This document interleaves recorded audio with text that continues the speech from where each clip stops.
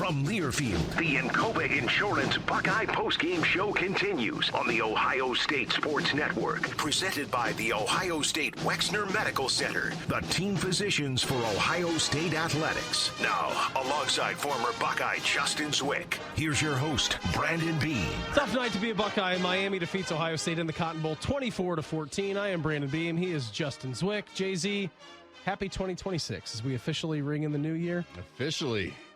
We 12 o'clock in 27 seconds. Left 2025 We're in the past. leaving that in the past, buddy, because it was not the New Year's Eve we all wanted to see tonight. That's for sure. But good things ahead for 2026. Right? I think we got a lot to talk about. We just got to look ahead. We got a lot to talk about in these next 45 minutes or so. Yeah. While we have time, let's pause 10 seconds for station identification on the Ohio State Sports Network from Learfield. Always and forever, your Ohio State flagship station. WBNS-FM, HD1 Columbus. The Fan, Ohio sports destination.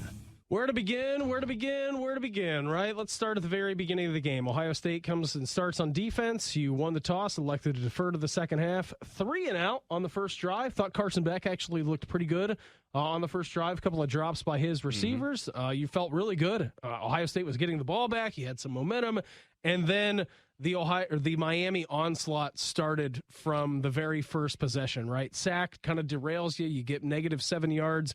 Miami then gets the ball back. They fumble in the red zone. You're like, all right, stave them off. This is the time where Ohio State's going to get the kill shot. 4 plays, 16 yards. Have to end up punting. Miami goes down on a 13-play, 83-yard, 8-minute and 3-second drive. Ohio State gets the ball back. Boom. First play, big ball to Jeremiah. Second play, Julian Sayin under duress. He ends up getting sacked. Max Clare wide open in the back of the end zone. If he finds a way to maybe make that pass, we're talking about maybe a different situation here tonight, Jay-Z. And then that third play of the drive ended up being a disaster for Ohio State. That was the pick six. Great play by the Miami player. He read it. He knew it. Jeremiah Smith was unable to get anything on him. Blew that play up. Pick six the other way. You're down 14-0, and really the game pretty much was over from there. Yeah, except for that one play to Jeremiah, you really had nothing going for you there early, and to get that pick six, go down 14, that was tough, man. You just, when you're throwing that ball, and I know every quarterback's done it, where you let one go and you're like, oh boy, that's not going to be good. Yeah. And it's just one of those things you got to get a hand. Somebody's got to get a hand on that guy at the point of attack. So that's unfortunate. Just a tough night. Coming into this game, it was all about their defensive line and their offensive line, how great they were. And, all of us are just sitting here like, yeah, they look good, but they barely got in the playoffs. Yeah. We don't expect, to be any issue really. And yeah, it just was. And I don't know, we were missing our right guard who started the whole season. Now he was out last week. That's fine. We lose Austin. And by last week, you mean 25 days ago. Yeah, fair enough. Yeah. Last game, I should say, not last week. So we had some mixing and matching going on the offensive line, with Austin going out as well, and just nothing seemed to get going. We had, 9 yards in the first half? Yeah, it was rough. Something, along those lines. It's just they wanted and talked about wanting to come out fast. We're going to, turn this on, and it just never really felt. Now, when we hit Jeremiah, all right, here we go. We're back. And it was all season long where it's like, oh, this doesn't feel good, but I'm not really worried. Mm-hmm. Tonight was a little bit different. That pick six went, and you're like, that's not good. This is a deep hole. Yes, right? because they just drove down the field on you. They were, we heard Sonny, I think it was Sonny, talking after the game about how it felt like we had them 2 yards and then a lot of leaky yardage. Leaky yardage. And it's like that seemed to happen quite a bit, whereas they were falling to that 4 and 5 yards on first down a lot. And, and you're just putting them in good positions when that kind of stuff happens. As an offense, that's what you want. So defense, even though they scored 24, right? They really scored 17, which is the most that anybody's gotten on our defense, but they're a good team, and it is what it is. The defense, I thought, played well. The offense just the last 2 games. Yeah, 24 points total in the last 2 games. Yeah, it fell off. I mean, we go from averaging, in the 30s, feeling like we can do whatever we want. We're just slowing the game down because we don't really care about blowing people out and all that, so we just kind of bought into that. And then when you get into a game and it doesn't go right for you, when you have 1 third down pickup in the first half, last game, we didn't get a third down until the second half. Like, that's not what our offense had shown us all year long. It's just kind of surprising, but just a frustrating end of the season. And, it's I guess we're going to find out. Are people happier that we beat Michigan this year, or are they, or do they want the national championship? It was put to the test last year, right? Like, I know there was a lot of pomp and circumstance around that. Would you rather beat Michigan? Would you rather win a national championship? You beat Michigan this year. You won a national championship last year. But, to your point, this offense, it did seem like it was unsteady. And I know that, we had talked about 25 days ago with Brian Hartline leaving. He's taking the USF job. He was down on the field. Keenan Bailey today was up in the box. Like, there was obviously a lot going on the Ohio State offense. But I just looked the last two games. I mean, offensively, you had let up how many sacks all year? 6, 7? Yeah. Not many. No, not many. I think I heard 10 all season long, and then 10 in the last two games. Correct. Think it was. Right? So it wasn't a lot. And then Indiana, I don't know if they gave Miami the blueprint, what happened, but your offensive line, and you know this better than 99% of the people out there listening, watching. Thank you, everybody, for ringing in your new year with us. When your shot clock gets sped up as a quarterback, when you're under duress as a redshirt freshman, and Julian Sand, I still think is terrific. Like, he made some plays down the stretch. That 2-minute drive, I thought he looked terrific towards the end of the half. You missed a field goal. That's another storyline for this offense and this offseason as you kind of wade into it. With Jaden Fielding not being able to connect in that game against Indiana, and obviously tonight you make that field goal, you need a touchdown at the end of the game with 50 seconds left. Who knows what happens? Crazy things happen in college football. That's why we all love it. That's why we all watch it. But that shot clock tonight, I don't know if Julian was seeing ghosts, but it was definitely sped up from the first half, the way Miami was pressuring him, which caused him into some uneven spots and kind of got him out of character for this evening. No doubt about it. And I think we saw that a little bit in the Indiana game too. So I thought they would have had it cleaned up tonight.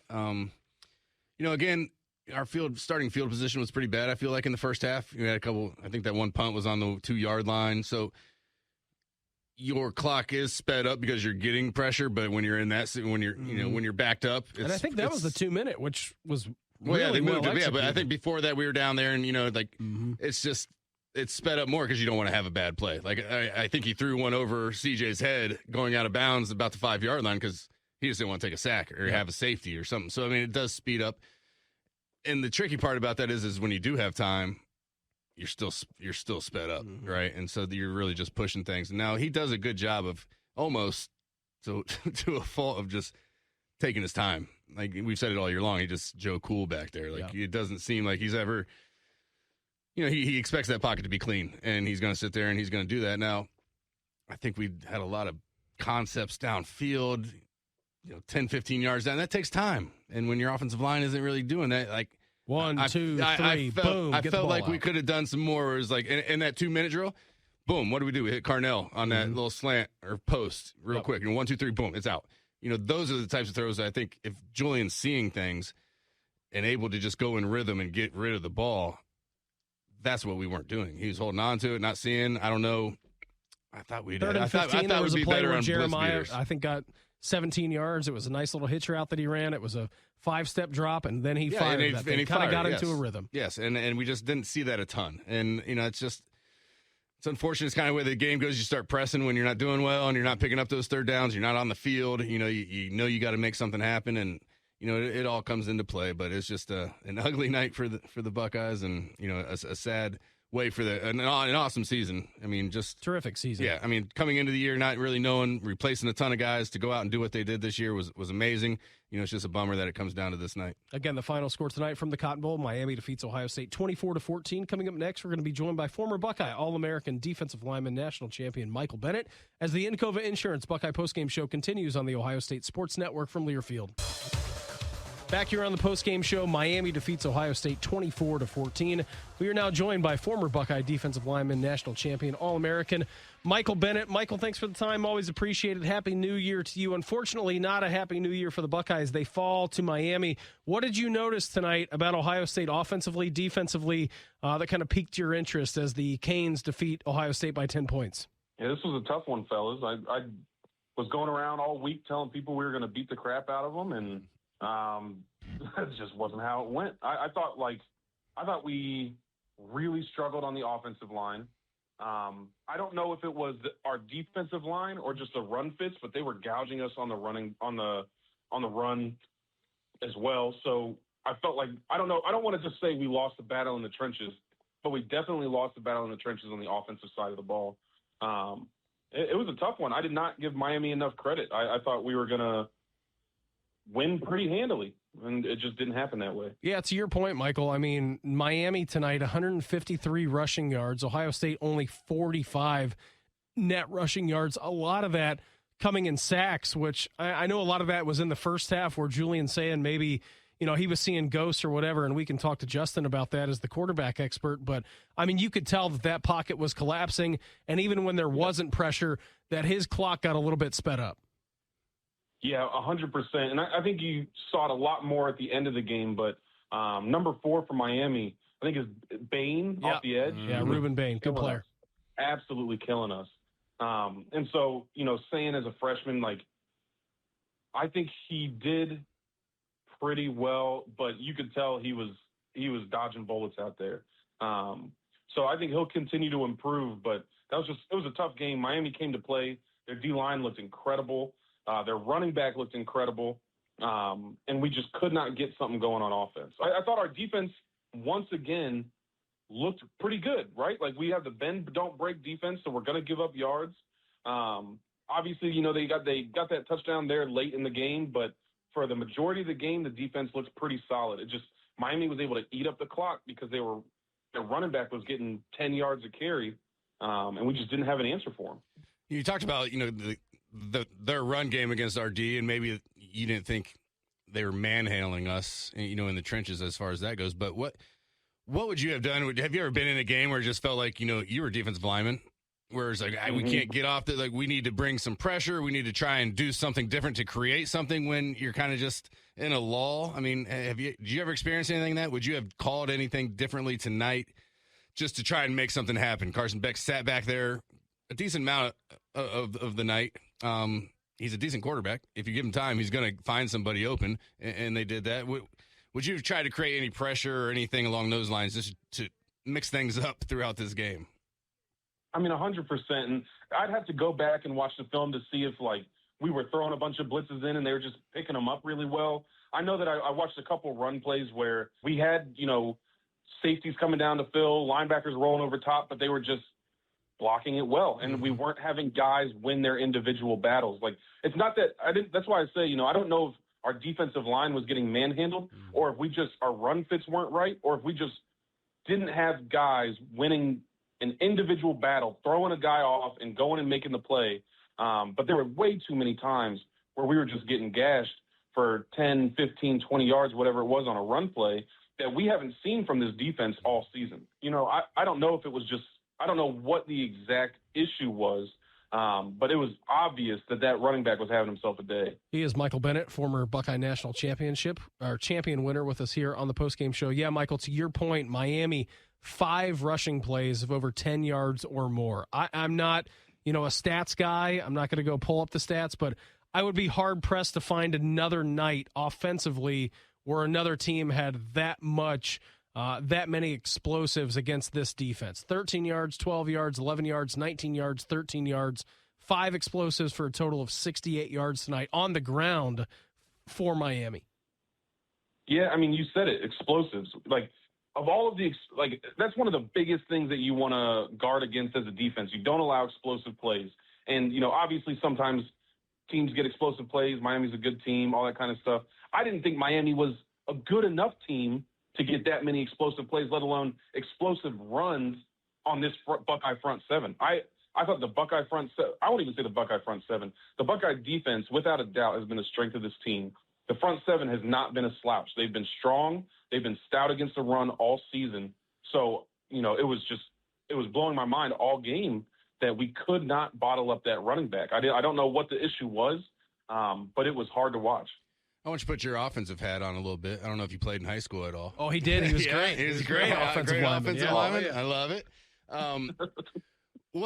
It wasn't a season where we were putting up a ton of points every game, but we were doing enough. We're scoring 30, 35, 38 points in most games. Offense did what it needed to. Looked pretty good throughout the season. The last 2 games, did you notice, did anything jump out at you, like what changed, or was it just the pressure, playing better defenses that maybe we hadn't seen all year long, and our offensive line and, Julian aren't able to handle that? I mean, did anything jump out at you towards the end of the year? Like, wow, we scored, 10 points and then 14 points in our last 2 games, and that's not something we did the rest of the season. Yeah, Jay-Z, I think it comes down to that our offensive line started getting exposed a little bit against better defensive lines. I thought that they did a good job against Texas in the first game, but even then, we didn't have a lot of points. Pass protecting was not great in the last 2 games, and I think that's just a product of going against top-tier defensive lines and pressure schemes that our offensive line just couldn't handle. And then you have a freshman quarterback back there, or, a new quarterback back there who is still learning how to handle pressure, and, D linemen just, all around him.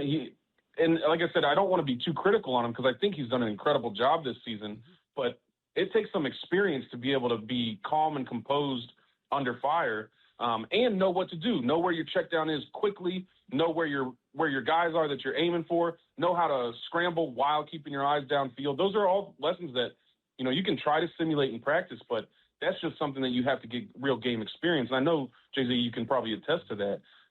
But I thought the biggest difference between the rest of the season and these last 2 games was the offensive line struggling to protect Sam. Michael, I want you to put a combo platter on your offensive line, skills, your defensive line skills. When Miami's running stunts as much as they were in the first half and in the second half, really on that last drive, I think for Ohio State, when they got that holding call, that kind of set them back and they didn't get points and really didn't get the football back until the very end of the game after Miami scored that touchdown. What does that do to an offensive line when you are running stunts that consistently and that effectively? What does that do to an offensive lineman's psyche and then a quarterback's and just an entire offense?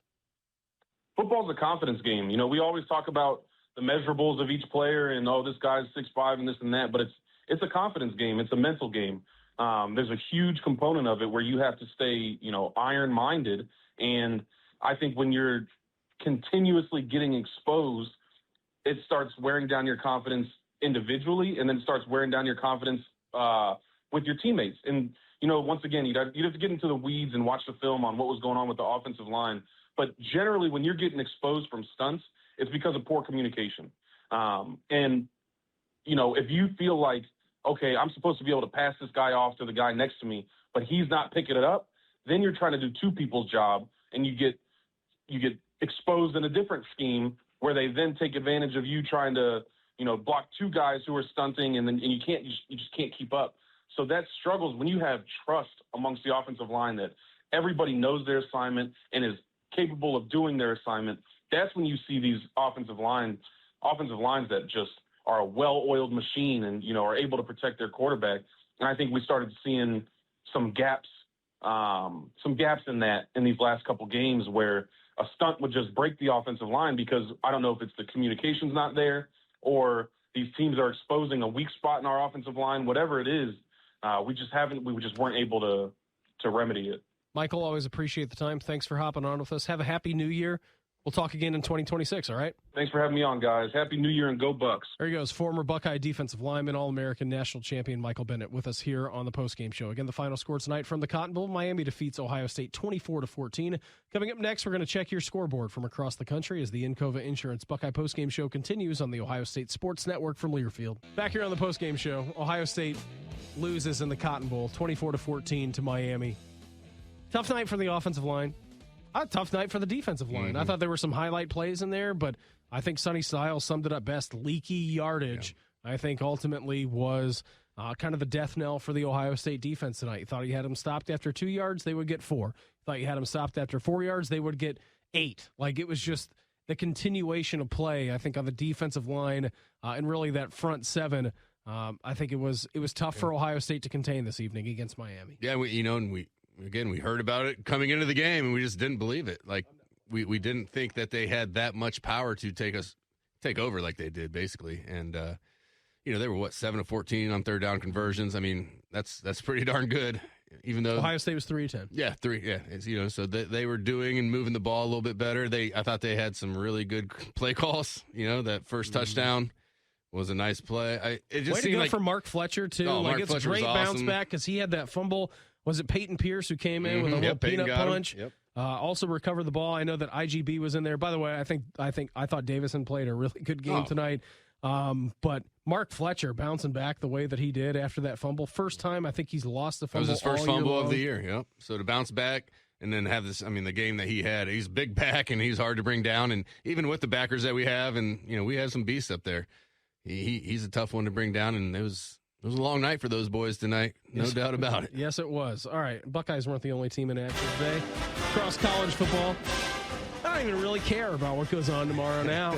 Do you? No, not really. You and I were just talking during the break. Obviously, you got 3 playoff games going on tomorrow. It all starts tomorrow at noon, where you get, what's the noon game tomorrow? Noon game. Texas Tech and Oregon. Texas Tech and Oregon. And then the 4 Indiana. o'clock game, you get the Rose Bowl, obviously, between Alabama and Indiana, the number 1 seed in the college football playoff. Then late night in the Sugar Bowl, you've got Georgia and Ole Miss.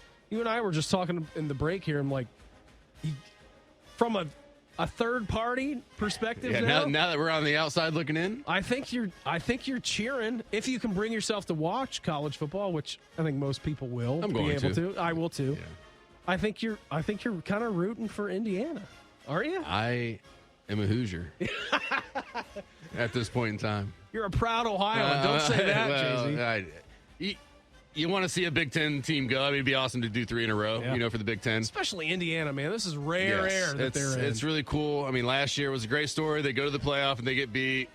If they were able to go and get it done this year, I think that'd be a really cool story. One, you get the Heisman Trophy winner. You got Indiana, who just undefeated has season, never first been 16-0 team in college football. I think it'd be pretty cool. I think it's an awesome storyline, and a movie will be made if it does happen. So that's your slate for tomorrow. Texas defeats Michigan earlier today, 41-27. Arch Manning, 21-34, 221 yards and 2 touchdowns. Also the leading rusher, 9 carries, $155 for Arch, and 2 rushing touchdowns. Has a good day at the office. He was out there running around. He was taking some. That kid throws himself around. Yeah, I kind of dig it. He's just he out threw there himself going, around man. in the Cotton Bowl last year and got himself knocked out by Lathan Ransom. That's right. I forgot about that. He's a year older, a year wiser. Congratulations to Texas, 41-27 victors today. How about Iowa? Maybe the most points that they've ever scored. That's not real. They've scored more points than that. 34 points put up against the Commodores of Vanderbilt. In that victory. I was so happy that Iowa won that football game. I don't know how you feel about it, but the whole Diego Pavia Heisman thing, I'm over that guy. Kind of rubbed me the wrong way. I was cheering hard for the Hawkeyes. I was cheering hard, and then it was like they started coming back a little bit. I'm like, this guy, he is good. I'll give him that. But I wanted to see Iowa take that down. And, what an offensive explosion for Iowa. Right? So it's amazing how bad they can be year in and year out. And I was like, they never just care about fixing it. 34 points. Well, that's going in the Hall of Fame. Wish Ohio State had that tonight. I know. 34 points. You'd be feeling pretty good. Feeling pretty good about this output. How about former coach Kyle Whittingham's team, Utah, smoking Nebraska today, 44-22. Kyle Whittingham, if you have been living under a rock for the last couple of days, the new head coach at the University of Michigan. Again, 44-22, the final score. They defeat Nebraska in the Las Vegas Bowl. Do you think he's going to get any of those guys to come to Michigan? I don't know. Maybe. He could, right? The transfer portal is crazy. Yeah. I think. It's happening here soon, too. So, tomorrow, right? It opens. I'm sure that Ohio State players will leave. I'm sure that Michigan players will leave because of the Sherrone Moore situation. I'm sure that Utah players will come. It's going to be a messy The king week of here. the college football portal, though, was Curt Cignetti when he brought all of his James Madison players over to Indiana, and then he's continued to build and from made there. it work. You're bringing all these guys with you from JMU, and you get a quarterback, and you put them all together, and 2 years in a row, he's made it happen. And I'm excited to watch that tomorght. I'm excited for I am that. too. Apparently, it's torrentially downpouring. I saw it was raining out there, California. Which, it is what it is. They're going to make the San Gabriel Mountains look good tomorrow at They will. 6:30. Don't worry about that. How about Duke beating Arizona State 42-39 in the Sun Bowl? Got to say, didn't really watch any of that game, but every time I turned on the TV, I had the triple box up today when all the games were going on. Every time I looked up, there was another touchdown in that game. I didn't peep in on that one at all. I'm not going to lie to you. I was surprised when I heard that score, though. Although I think ASU had their quarterback he didn't play or something along those lines. That's your ACC champion, Duke Blue Devils, okay? Yeah. Miami's they shouldn't not have been the in that ACC. They shouldn't have been in that championship game. No, Miami's not even the ACC. I know, champion. isn't that wild? And they won the Sun Bowl. Big congratulations to Duke. Again, the final score tonight from the Cotton Bowl. Miami defeats Ohio State 24-14. Coming up next, we're going to hear from head coach Ryan Day as the Encova Insurance Buckeye postgame show continues on the Ohio State Sports Network from Learfield. Yeah, it's hard to just say one thing. We tried to help out. I mean, they have a very good front. And we felt like it was a little bit of a different scheme than what we dealt with the week before against Indiana. Indiana was a lot of pressure, a lot of movement, a lot of twisting and things. This was a bigger group of guys who are hard charging, front. So we went in with a certain plan, and you can tell right from that first third down that we had a hard time, and being on silent, we didn't quite get off the ball on that one, and that caused the first sack, and kind of went from there. But I do think there was a point where we got it under control, and we were moving the ball pretty good, and but certainly the play that Scott made there on the pick six was a huge part of the game. He triggered and hit that thing, and we didn't quite execute it right in terms of what was going on in the perimeter. I think Julian's decision to throw it, was the right thing to do at the time. But he made a heck of a play, and that early in the game certainly flipped the scoreboard fast and put us in a hole. And and then at that point, you got to fight yourself out of it, and we weren't able to do that. So we wanted to be aggressive. We felt like we did have an advantage downfield in the passing game, and so that was the give and take of it. Was we wanted I think Jeremiah ended up with 157 downfield. We felt like we could do that, and we were going to be aggressive, but we also knew the give and take of it, and so that was part of what we were working through. And at the end of the day, it didn't work. Thanks. Ryan Day just summed up the entire game there in 90 seconds. You get pressure on the quarterback, you throw a pick six, you're down early, you're not necessarily being able to do the things that you want to do. You're having a tough time moving the football, and then things, and not necessarily that they spun out of control for Ohio State. You were still very much in the football game, sure, Justin, in the fourth quarter, but you're down in a 14-0 hole. It was the biggest deficit that you've had in 3 years, I think. It had been since 2022 against Michigan, since you were down that much. It was tough to overcome for Ohio State this evening. It was, and it was just, they were, I think Ryan basically saying, like, we were never able to get into a rhythm offensively because you had Miami go on, an 8-9 minute drive, and then we had 3 plays, and then we're back. It's just, there was no chance to kind of give our defense rest. 13 plays, 83 yards, 8 minutes and 4 seconds. Yeah, so, at that point in time, we're like, all right, well, we can't, and all year long, we've just been so slow and methodical and how we were doing things. In the second half. Yeah, so it's like you can't get down unless you're absolutely perfect on every drive that you get.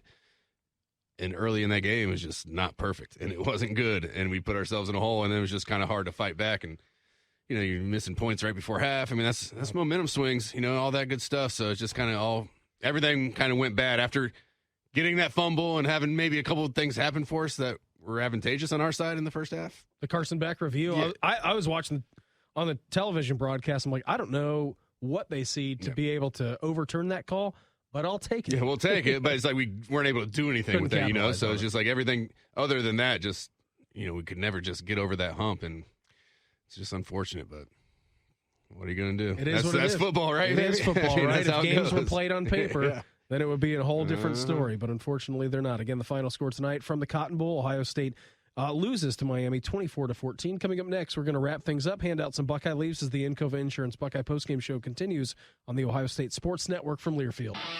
Miami takes down Ohio State 24-14.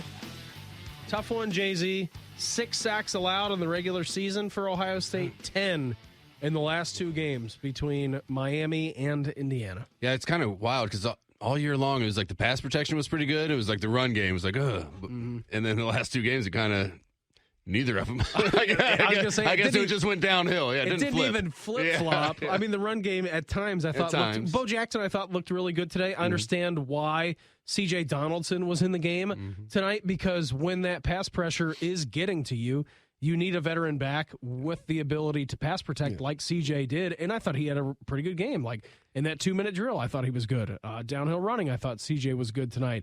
I understand why he was in the game a lot this evening, because you needed somebody back there that you could trust to pick up some of those stunts and blitzes and exotics that they were running at you. Yeah, and then you bring a guy in that, has that much experience, and you trust him. He's a big body, so he gives you a little bit more beef up there. So, yeah, and he was awesome. And that 2-minute drill, he's been great out of the backfield all year long. I wish he'd fall forward a little bit more on the goal line stuff, but, that's just how it goes. And he played very well. Caleb played awesome tonight. Caleb played great. He was out there just hitting people from the very beginning. It's going to be really sad to see him go. Yep. How good of a player he was here. I don't think we really appreciated it as much as, maybe we should have, because he was just always so good. He never made mistakes. Jeremiah was awesome tonight. I knew it was a big night for him with Miami and all that good stuff. Sure. It's kind of a tough night, Well, let's ring in 2026 with some Buckeye leaves. Ooh. It's time to hand out some Buckeye leaves. I know that Coach Day was talking about it in his post-game press conference, but to all the seniors or anybody leaving Ohio State after their 3 years of eligibility has run up, a la Caleb Downs, the amount of hours that they have put in over at the Woody, we get to see them 3-4 hours every Saturday for 15 weeks out of the year. That's not even 1% of the work that they're putting in over at the Woody. So everyone who is either graduating and going on to do something else or leaving early to go on to the NFL draft, best of luck to all those guys. Or Jim Lachey saying it kind of in their final sign-off moments, that I'm sure that you went through this, Justin, that you take those shoulder pads and that helmet off for the last time, and what a moment that is, that you come to the realization that this is my final time taking these pads off and playing in this situation in college with the guys who you have built relationships with over the last 3 to 5 years, hours and hours and hours in that building, 24/7, spending that time. Yeah, you really create a bond. Everybody talks about Ohio State and the brotherhood. Like it's a real thing. It's the one thing you miss when you get out is the locker room and just being in with the boys and doing all that sort of thing. So yeah, all the sweat and tears that have gone into all their years here. It stings to take those pads off knowing that's your last game. Mm-hmm. But you'd be able to look back and had a great season. You got your pair of gold pants, which you hadn't. None of those guys on the team had beat Michigan. So, that's at least a little feather in your cap at the end of the year that you got that monkey off your back. But it's a sad deal.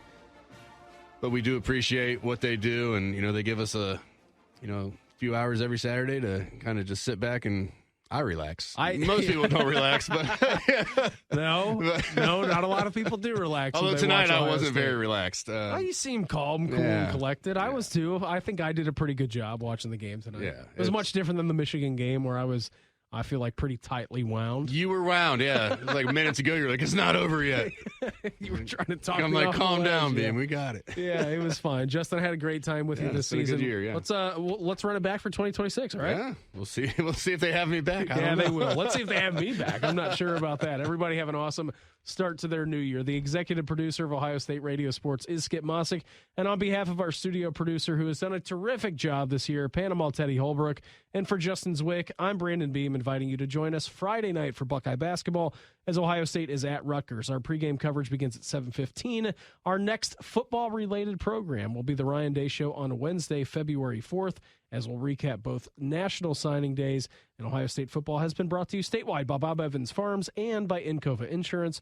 Once again, the final score tonight, Ohio State gets defeated by Miami 24-14 in the Cotton Bowl. Thanks for listening. This is the Ohio State Sports Network presented by the Ohio State Wexner Medical Center, the team physicians for Ohio State athletics. This has been Buckeye Football from Learfield. I don't know. It sure seems that way. I think it's interesting that Ryan there said we've really worked really hard for 3 weeks to win the beginning of the game. It sure didn't look like that. And he was asked there about the buys in the layoff. Mm-hmm. And I don't want to give a lot of credence to that because I don't think that's fair to Miami. And the fact that Miami just came out last night and kicked Ohio State's tail in. I will say, though, I am very interested to see how these games go today. Because 5 games, and it's all happened where the team that had the bye in this thing lost. And I don't think it's a layoff thing as far as the amount of time for either team. It may just be a team that played last week against a team that didn't. a team that had a chance to knock the rust off against a team that didn't. But again, I don't want to give. I don't want that to be to the narrative of this game, because Miami just came out and did what they were supposed to do. Were physical, punched Ohio State in the mouth, and won the game. I am interested, though, to see how it goes today. No, and I don't. It's not an excuse. The better team won last night. They were better. They were more physical. They were better. They deserve to win in every way. The layoff thing is real. I mean, that's 100% real. That is basically, if you think about it, that is that's training camp all over again. 25 days. Like, you go from playing every week to training camp. And by the way, there's a million things that are going on, and everybody has these distractions, right? You've got National Signing Day, you got portal, you got all these things that are happening behind the scenes. Like, everybody's doing it right now, so that there's no excuse to be had here. Miami won. They absolutely won. One of the things that I assume this team would be able to do offensively is shift into fifth and go.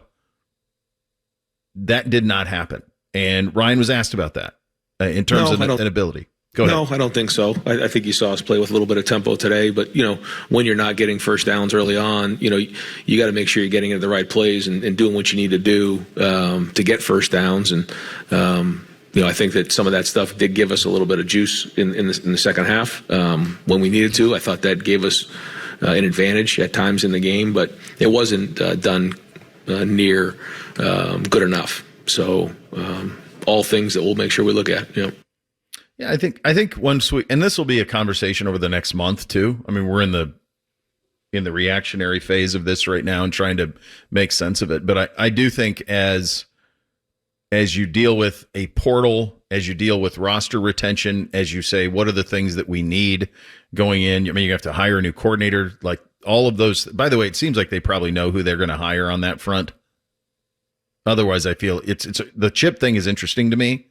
It kind of leads me to believe that they already have their guy that they know that's going to take that job. The fact that Chip went to Northwestern, so that was interesting to me.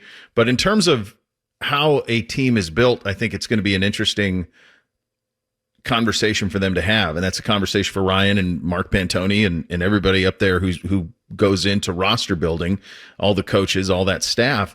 But they did not play the way that I thought this team was built. Really all year. They didn't. I thought that this would be a spin it all over the field, up and down we go team, and I thought that they could shift into it at any point. I didn't know if they would yesterday, but I thought that they had that trump card in their hand, and they never laid it down. So whether they didn't trust to lay it down or I don't know. I can't tell you why they didn't, or if maybe they didn't have it. Maybe that gear wasn't there, or they didn't have confidence in that gear. But they rarely ran tempo. They rarely were in any sort of hurry. I mean, even Ryan in that first comment where he's talking about when you have to have a perfect second half, you're only down 14-0. If you get stops and you have a little bit of pace of your work, you should get at least four real chances with the ball. I know technically they had 4, but the last possession isn't that's not real. That's game's over. Like the last interception, who cares? I mean, that's game's over. It's 24-14. Game's over at that point. A minute left, one timeout, down 10, you're done. They only had 3 real possessions in the second half. So when you play the way that they chose to play, that's part of it. And the other thing that's part of it is you get absolutely bullied on the offensive line. And they did the last 2 times out. You're going to hear from Ryan on that in terms of the amount of sacks they gave up. Take a look at the rest of the sports world last night as well. It's coming up next. Bishop and Friends right here on The Fan. Yeah, I mean, it starts up front. And if you think about the fact that this team gave up 6 sacks through 12 games in the regular season. They gave up 5 against Indiana, 5 against Miami. Miami also had a tackle for loss, 2 picks. The one obviously was the one that really mattered on the screen that didn't go and didn't work. That ended up being a pick 6, so deflating.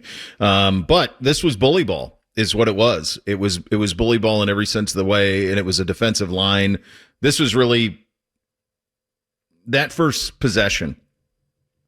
The first possession is when you went, oh, you're going to have a little problem here. And the one thing that Miami doesn't do is they don't really rotate their D line. So that's again where I was back with, if you have a little bit of tempo here, maybe they get tired. But you have to get first downs to be able to do that, and they couldn't. They were behind the sticks for much of the first half. Here was Ryan when asked about giving up the amount of sacks they gave up the last 2 games. Yeah, it's hard to just say one thing. We tried to help out. I mean, they have a very good front. And we felt like it was a little bit of a different scheme than what we dealt with the week before against Indiana.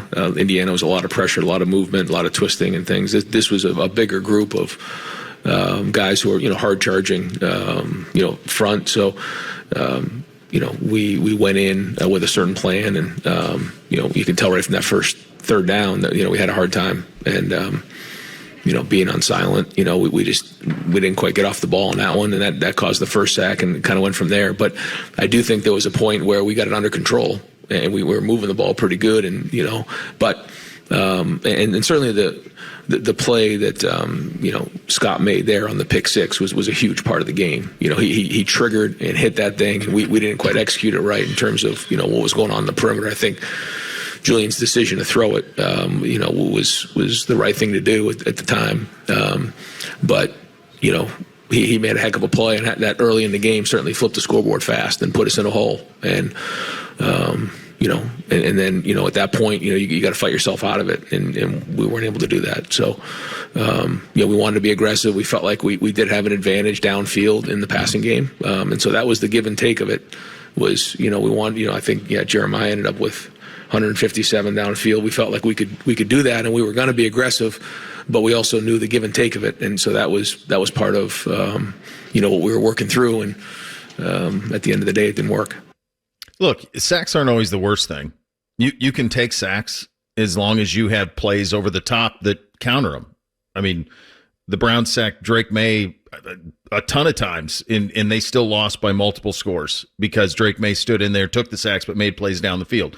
So sacks aren't the worst. You can take them, but this was bullying, and the idea. You heard him there on the screen, by the way, and I that's what I was saying. A lot of people were talking about how it was the worst throw, and I'm like, that's not a throw that Julian thinks. That's a throw that you get the ball in your hands and you spin it to the perimeter as fast as you can because you trust that it's set up out there. And the kid made a great play, and Jeremiah, if he gets a hand on him, it's probably not picked, it's probably tipped, but he doesn't. He misses. The kid made a great play, and he read it perfectly. The one thing that was a little troubling to me in that answer there was the idea that because what he said there was the twisting that Indiana was doing allowed for. So that's schematic. But that's not what Miami did. What Miami did is Miami just bulldozed you. They just consistently collapsed the pocket. And the amount of times that free rushers were at Julian's feet in under 2 seconds was stunning. And I've seen it. I've seen like the screen caps of plays that were open down the field. Okay, but what's happening in the moment at his feet? And I think over the Indiana game and in the game against Miami last night, I think that he started to see the rush a little bit. I think his eyes dropped to it a little bit because it wasn't something he was used to. He hadn't been touched. The ball was out so quick. It was a video game simulation. He's allergic to inaccuracy and all of the things that we've talked about all season long. But all of a sudden, now he's got noise at his feet. He's got noise around his arms. He's having to step up. I would like to have seen him tuck it a couple of times because I thought there were plays he could have made running. And he's willing to do that. We saw that in the Michigan game. He's willing to tuck it and run, but just didn't in this game last night. And to me, I think the overwhelming theme is that they really believed that kind of, you've used the Washington game plan, you used that game a lot, Bake, in the lead up to this. They kind of felt like that'd be enough. That you could kind of massage a win against Miami. And look, we were all, I think we had this read pretty right, guys. Reese, you picked it 17-7. I picked it 24-10. You picked it, what, 24-14 or 27-14, Bake? 27-10. We're all that's the style that they wanted to play. Ohio State wanted to play that style of game. They wanted to win 24-14. And just on to the next and survive and advance. And that's been kind of the mode for this team all season long, and that's what they were last night. There was no shift. Hard to do when it's the 1-game season. When you, and I don't know about the scheduling and how much that goes into it for a regular season standpoint, because you had your Daytona 500 at the beginning, and then you just week to week it was get through it, get to the fourth quarter, get to the end of the game, and now in 2 consecutive games in the Big Ten championship and in the game last night against Miami, you're looking at not a win or go home situation necessarily in the Big Ten championship, but you win, you don't advance your season. You don't advance to be Big Ten champions. Last night you don't advance into the college football semifinal, and so the mindset can't be the same. And when we'd heard from Ryan Day earlier in the hour, it was like the mindset felt the same. Mm-hmm. And how you look with 20 plus days at a Miami team that is not the same, you can't have the same mindset. You can also have a great plan, still get punched in the mouth and not respond. And uncharacteristically for Ohio State Silver Bullets, there's missed tackles, there's arm tackles, they're just not being able to attack at the line of scrimmage. You saw a very uncharacteristic performance from the Silver Bullets relative to what we had seen from the season, because in that Indiana game, the Hoosiers went in scoring about 44.5 points per. That was their average. They held them to 13. Yeah. They held Miami to 17 here, which still would have been their highest point total that they'd given up all year. It was the money downs, though. It's the last drive where you got to get off the field, and you couldn't get them off the field. Guys, think about the amount of slide. This is football, though, right? We went over the Julian play on the screen, the receiver screen, where you just catch it and sling it, and all the things that didn't allow for that to happen the way. How about Caleb Downs smoking Malachi Toney? And the ball bouncing, a football twice, bouncing on the ground twice, and like a basketball back up into his gut. It's a 1 in a million play. And it happened twice in that game. Toney 2 times lost the ball, and it bounced right back into his gut. And if either of those. Bo, you mentioned the money down plays, right? Like that last drive, and then Miami 7 of 14 on 3rd down. This goes back to my mindset thing. Those are plays when it's just will, and you've got to want it more. You have got to say, I don't care who this guy is across from me. I am knocking them in the dirt, and I am getting what I need. This is what I thought we were over with the national championship run last year. But again, obviously, to me, I think it's still an issue. Yeah, and I think it's going to be an issue as you're going to have to deal with it all off season. I mean, it's all anyone's going to talk about is these 2 games. And this is going to be a very interesting next few days. It's going to be a very interesting transfer portal. It's going to be very interesting in terms of how they put a roster together. You're losing super duper stars. I mean, Downs, Styles, Reese, all gone. All of that. Tate gone. Like this is gonna be a very fascinating offseason for this program. We'll get to it with you coming up next. You can reach us in the YouTube chat, also on the X platform at 971BFS. We'll answer your questions in the mailbag coming up next. Second hour, Paul Feinbaum at 10:30. Bishop and Friends right here on the Fan. If you say something with enough confidence, it must be true. You're listening to Bishop and Friends. Some breaking news on the Buckeye sides of thing. This from Bruce Feldman. Former LSU wide receiver coach Cortez Hankin is expected to become the new wide receivers coach at Ohio State. The 44-year-old had previously coached wide receivers at Georgia and Vandy. Played in the league from 03 to 08 with Jacksonville for most of that time, and then with Minnesota and with Tampa Bay. His coaching career starts at Dartmouth, but this is the part that's interesting. Starting in 2018, he's the wide receivers coach at Georgia. He's at Georgia through the 2021 season. Then the last 3 years, since 2022, he has been at LSU as pass game coordinator and co-offensive coordinator, that per Bruce Feldman. So that would be the replacement for Brian Hartline.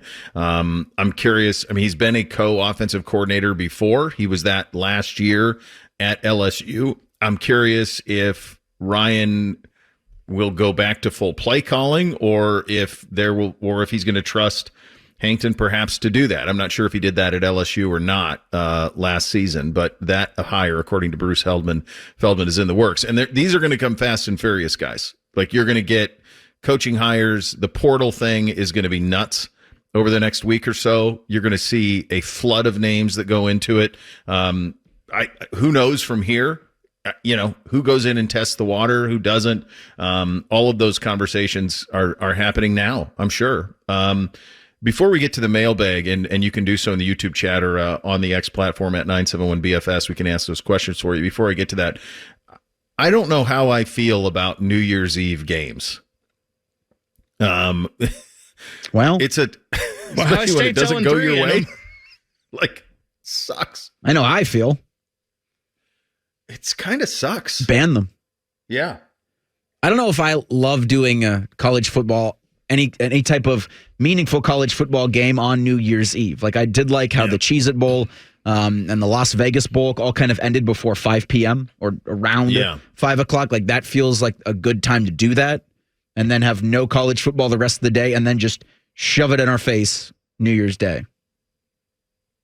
Yeah. I think it would have been better had you done the 3 games today and you played a game tomorrow night. But just think, like, if you'd have won think about Friday's a desert. Friday's nothing. I'm guessing they didn't do it because they didn't want an even shorter week for those teams these teams are playing next week. Like, Miami's playing Thursday.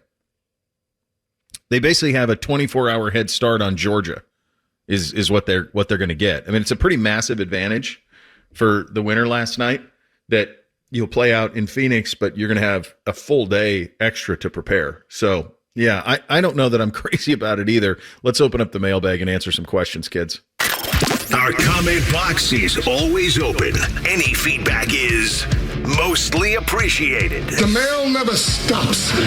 It just keeps coming and coming and coming. There's never a let up. It's relentless. Every day it piles up more and more and more. And you got to get it out. And the more you get out, the more it keeps coming in.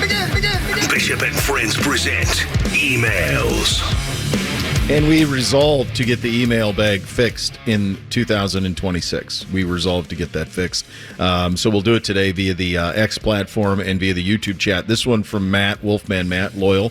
Happy New Year to you, my friend. He writes, do you guys think that Ohio State should go back to more of a quick, almost air raid style of offense like when CJ was here? Do you think the slow, plodding pace was a reaction to the Michigan-Georgia games in that era? I think it's all in play, and I thought that's what they would be this year. I really thought that this would be the CJ Stroud Ohio State offense. I thought that's what it would be, and I think all season they were playing this long game. Ryan was of limited amount of plays. We needed everybody healthy for 16 games, and everybody was healthy. So in that sense, maybe it worked. But there also was never offensively a sense of urgency for this team. They did not know how to play when they trailed. They did not know how to chase. We said that about yesterday about Miami when we were doing the 3 things, like make them chase you. Carson Beck will throw it to you. It was the opposite. It was Ohio State that had to chase. It was Ohio State that had the turnovers. And this was a team that didn't have to chase much all season. And in the Indiana game and in the game last night, they weren't comfortable doing so. Yeah, I don't know, because it's the day after, right? You're overreacting to an 11. I don't know what the coaching now the Cortez Hankin comes in. Keenan Bailey was in the booth last night. I wonder how that works, but I don't know if the coaching staff's going to do too much in terms of changing from what they did this past season in the lead up to the college football playoff. Because you'd think Ohio State's top 2 next season? I don't know. We got to get through the portal to even know. Sure. I think the thing that is, if you're going to play, if you want to play this way, if you want to take the air out of the ball, sort of, and you want to have a limited amount of plays, then to me, you need a quarterback who will put his nose down and run. And I think Julian will do that. We saw him do it in the Michigan game, but that's also not who he is. He's Drew Brees, is who he is. So, like, you recruited him, you built the offense around him, play to his skill set versus, but the way that they're playing, the margin for error just isn't there, and you almost need to have a quarterback who's willing to put his nose down a little bit the way Will did last year. So they probably should, the way this team is built, the way they're building with wide receivers and quarterback and those kind of things, they probably should open it up. I don't think they switched this because of Michigan and because of Georgia. I think they switched this because of the college football playoff. And I think we heard it last year before the season even started. They talked about 16 games, 16 games, 16 games, and they ran this offense all the way through last year, and they've done it again this year. I don't know if they will change, but if you're going to keep building through wide receivers and quarterbacks, you probably should. Yeah. I got this one on social from Keith. For all the people that said they'd rather have a Michigan win than a national championship, how do you feel today? Bad today. That's Better. a conversation that we have around here a lot. What would you rather have, a win against Michigan or win the national title? Right? And we want it all because we're greedy. You want all of it. You want to be able to do all of it. But if you have to pick one or the other, you just lived it. We just lived it in back-to-back years. Which do you prefer? Last year, lose to Michigan, win the Natty. This year, beat Michigan, lose. This is the conversation we're going to be having over the next various times over the next month. Like, how do you, as we try to put this team to bed, we'll probably do it on Monday. Like, how do you view this season now? It's such an interesting question because as I've said before, last year during the regular season was hell. It was maybe one of the least fun seasons of a Buckeye fan as I've had, because even when they were winning games, you felt like they were underperforming. Yeah. Maybe their best game of the year was their loss to Oregon in the way they played. That was just such a classic game. But then that 4-game playoff run was awesome. Most of this regular season, while you thought there could have been more left on the bone, they were winning and you knew they were doing it for this point. Right now, this is hell. This sucks right now. Yeah. But last year, the whole season, I hated for the most part until the end. I think because you had lost 4 in a row to Michigan, like in a regular year where you're not in that kind of a slump in the rivalry, I think you'd rather have the national championship over a Michigan win. But this was because you had lost 4 straight. I think a lot would rather take the Michigan game or Michigan win over a national championship in the 2024 season that ends in 2025. Today sucks. Yeah. In a month, I think people will have different answers to that exact question.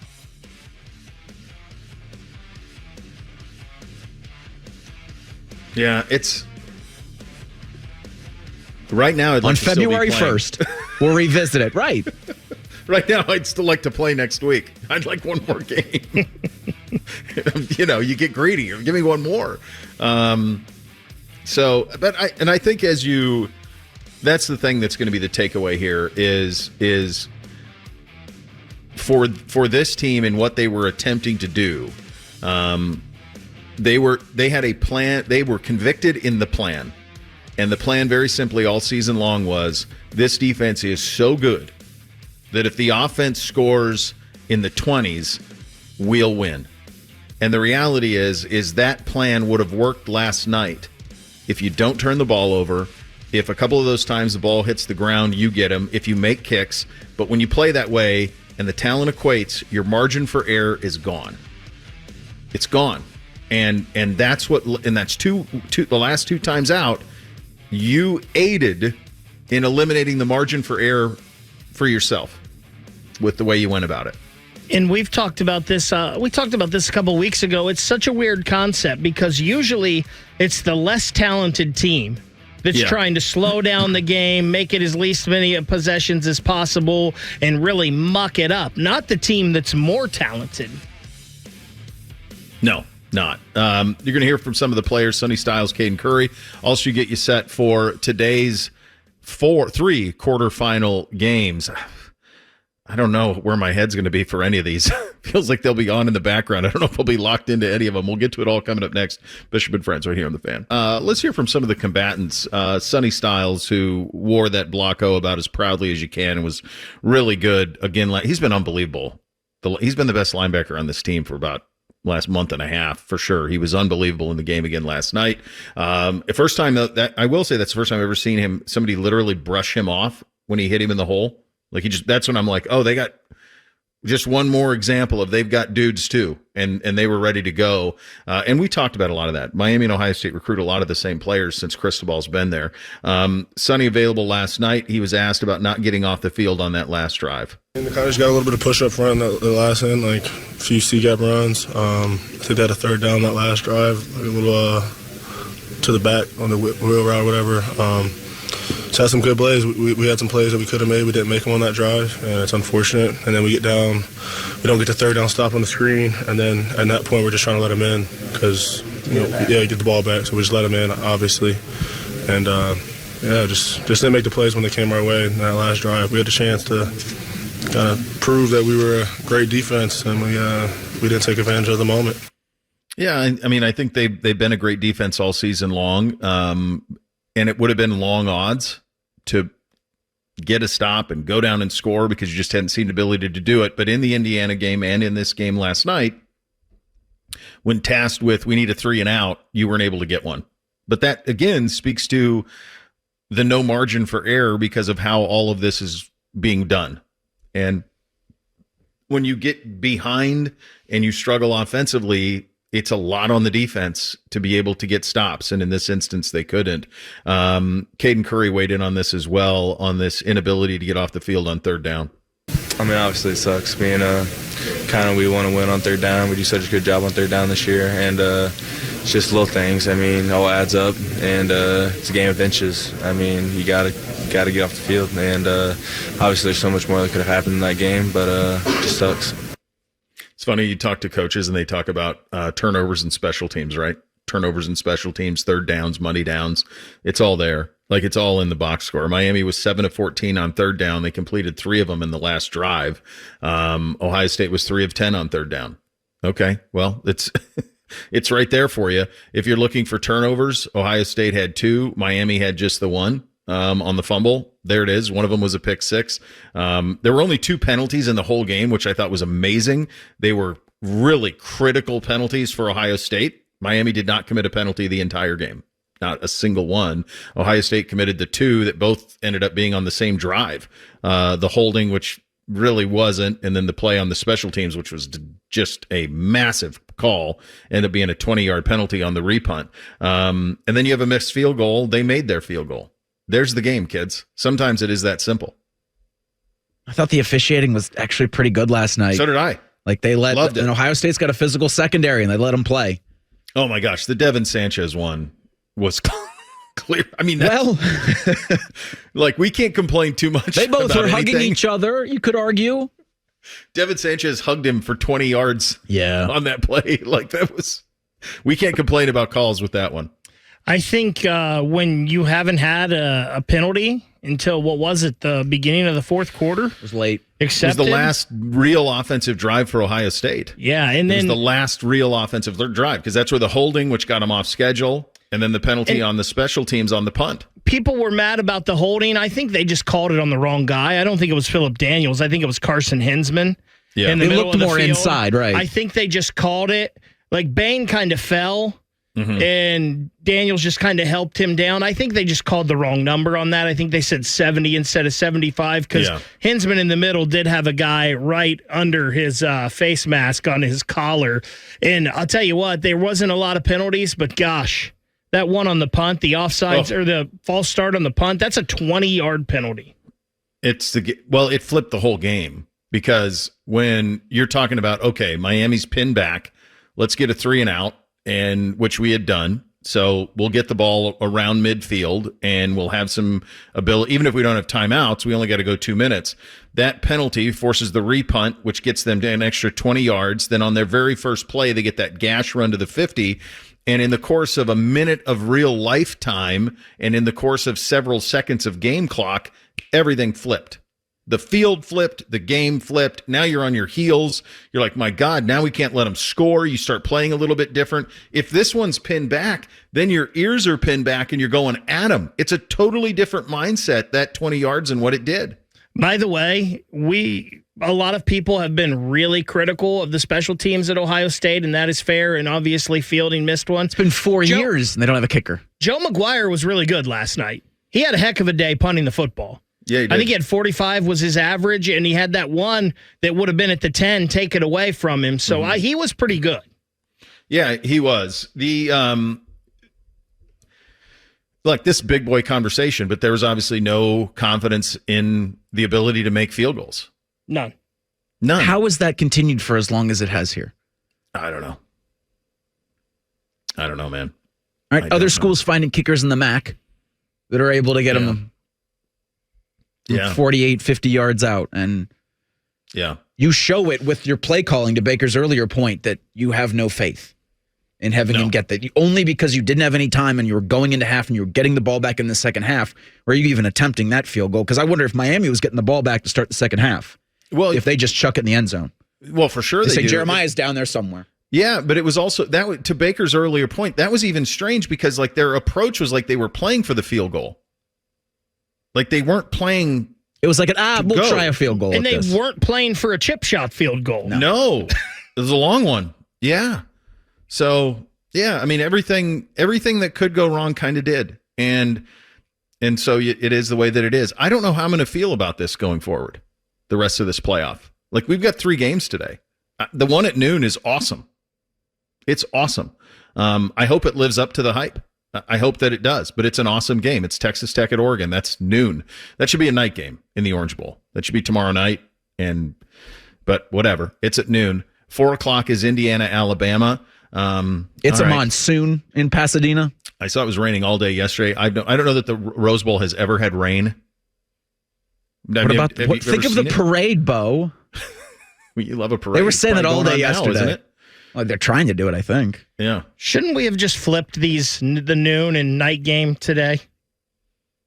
Do Sugar Bowl at noon? Yes. Georgia Ole Miss at noon and that Oregon Texas Tech game tonight. Yeah, that would have been the right thing to do. I think it's weird too because for TV, I think that would have been the right thing to do too, unless Georgia rates by a bigger number. When we should have known that this thing was going to be troubling. I don't know if the listeners are aware of this. This thing went from Buckeyes by 9.5 to Buckeyes by 7.5. At kick, it was 7.5. Oh, really? It was 7.5 at kick. That means the Sharps came in on Miami huge at the end. Like all the late money was on the Canes. 2 whole points in a day. We signed off yesterday at noon, 9.5. By kick, it was 7.5. Like that doesn't happen. That does not happen. Go ahead, Vic. I was just going to say, speaking of betting, did you see that Jensen Lewis? I saw him tweet this. I need to look at it more, but before the season, he predicted Indiana, Miami in the national championship game.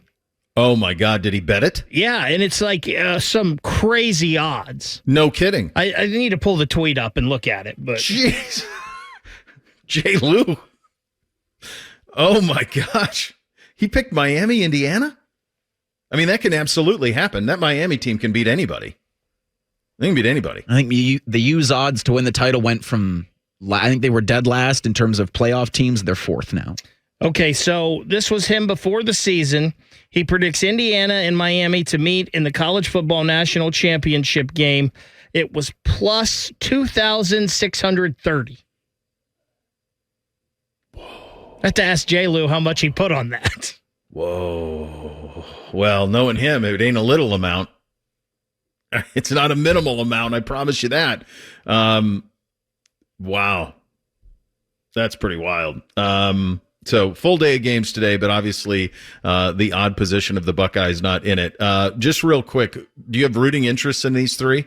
Texas Tech, Oregon. Any rooting interest? I kind of want to see Tech.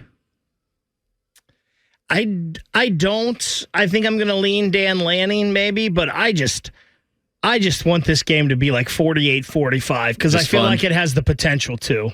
Yeah. Indiana, Alabama. Any Big Ten pride there? No. Not really. Yeah, I don't either. I don't know it's if funny. this- We don't have that. I don't know have if this that rain delay. helps. Might not. And then Georgia Ole Miss. I mean, that feels like how long can? Do you want to see the Carson Beck revenge game next Thursday? I in the kinda Fiesta do. Bowl? Yeah, I Okay. kinda do. I was thinking I'd about like to that at see the it. end of last night Yeah, I would. I guess if we're not involved, yeah, I'd like to see Carson Beck because I against don't care Georgia. about Ole Miss anymore. No. And I think like what's going on at Ole Miss is nuts. Like the fact that Kiffin could go to this game, like who wants 6 coaches on his LSU staff are coaching Ole Miss and they're tampering. Like what a absolute chaos all of that is. We'll try to make sense of that, get you set for these 3 games. And of course, we're going to have to eat a little bit of crow. Mr. Feinbaum will join us in 2 minutes. Bishop and Friends right here on the Fan. Happy New Year to you, my friend. Thank you for joining us on a very busy day for you. I am certain of that. We've been commiserating for the last 90 minutes on what happened last night down in Dallas. As you watched last night, what happened down in Dallas, what are some of your thoughts, sir? Well, I was completely shocked. I just did not expect Miami to push Ohio State around, and I'm still not sure I understand it. And I'm particularly curious what you and your audience are saying, because I felt really from the Texas game on that Ohio State was the best team in the country. I didn't think anybody could come close. And the Indiana game didn't even bother me. That just shows you how committed I was. And so to say I'm sitting here in New Orleans today in a state of shock, I think I probably speak for everybody listening. You do. Yeah. I they played this long game with limited possessions and plays. And when you do that and you have mistakes that come back to bite you. And I think I said this yesterday on our show, Ball, this was bigger for Miami than it even was for Ohio State, in that they've been playing football in a closet for 20 years down there since Ohio State beat them in the national title game in 2003. And Cristobal finally did it. I think you can say that the U is back, and their 2 lines of scrimmage is where it all started. That's the thing that jumped out to me, Paul. I mean, they just bullied Ohio State up front, both sides of the ball. They did, and something about Mario Cristobal, and I've known him a long time. He has taken some major gut punches. Remember a couple of years ago when they lost to some directional school, and they lost. They literally threw a game away against Georgia Tech, and it was easy to say they were fraudulent, and I did. But this year, you took notice, especially you go back to the Notre Dame game where they bullied Notre Dame, much like they did last night. They slipped up a little bit, but people question his game management, his XO. They all say he's a great recruiter. They all say he's a great line coach. But last night, and really against A&M, he proved he's a total package. And I'm not quite ready to give them the title, but I know some folks in New Orleans from both the Georgia and Ole Miss side who were looking and saying, is this good for us? And I'm not sure it is, quite frankly. No, I don't know if it is either. I think their 2 lines of scrimmage are pretty remarkable. And Carson Beck, who in big games, he's got a good big game record, but I went through it, and there's a lot of them where he'll throw it to the other team. He did that certainly when he was at Georgia. He did it in the 2 losses this year for Miami. He was pretty clutch last night, Paul. Even showed an ability to run with it. The idea, if it plays out the way that the seeding is supposed to, the idea that he could get Georgia in a bit of a revenge game a week from today is pretty wild.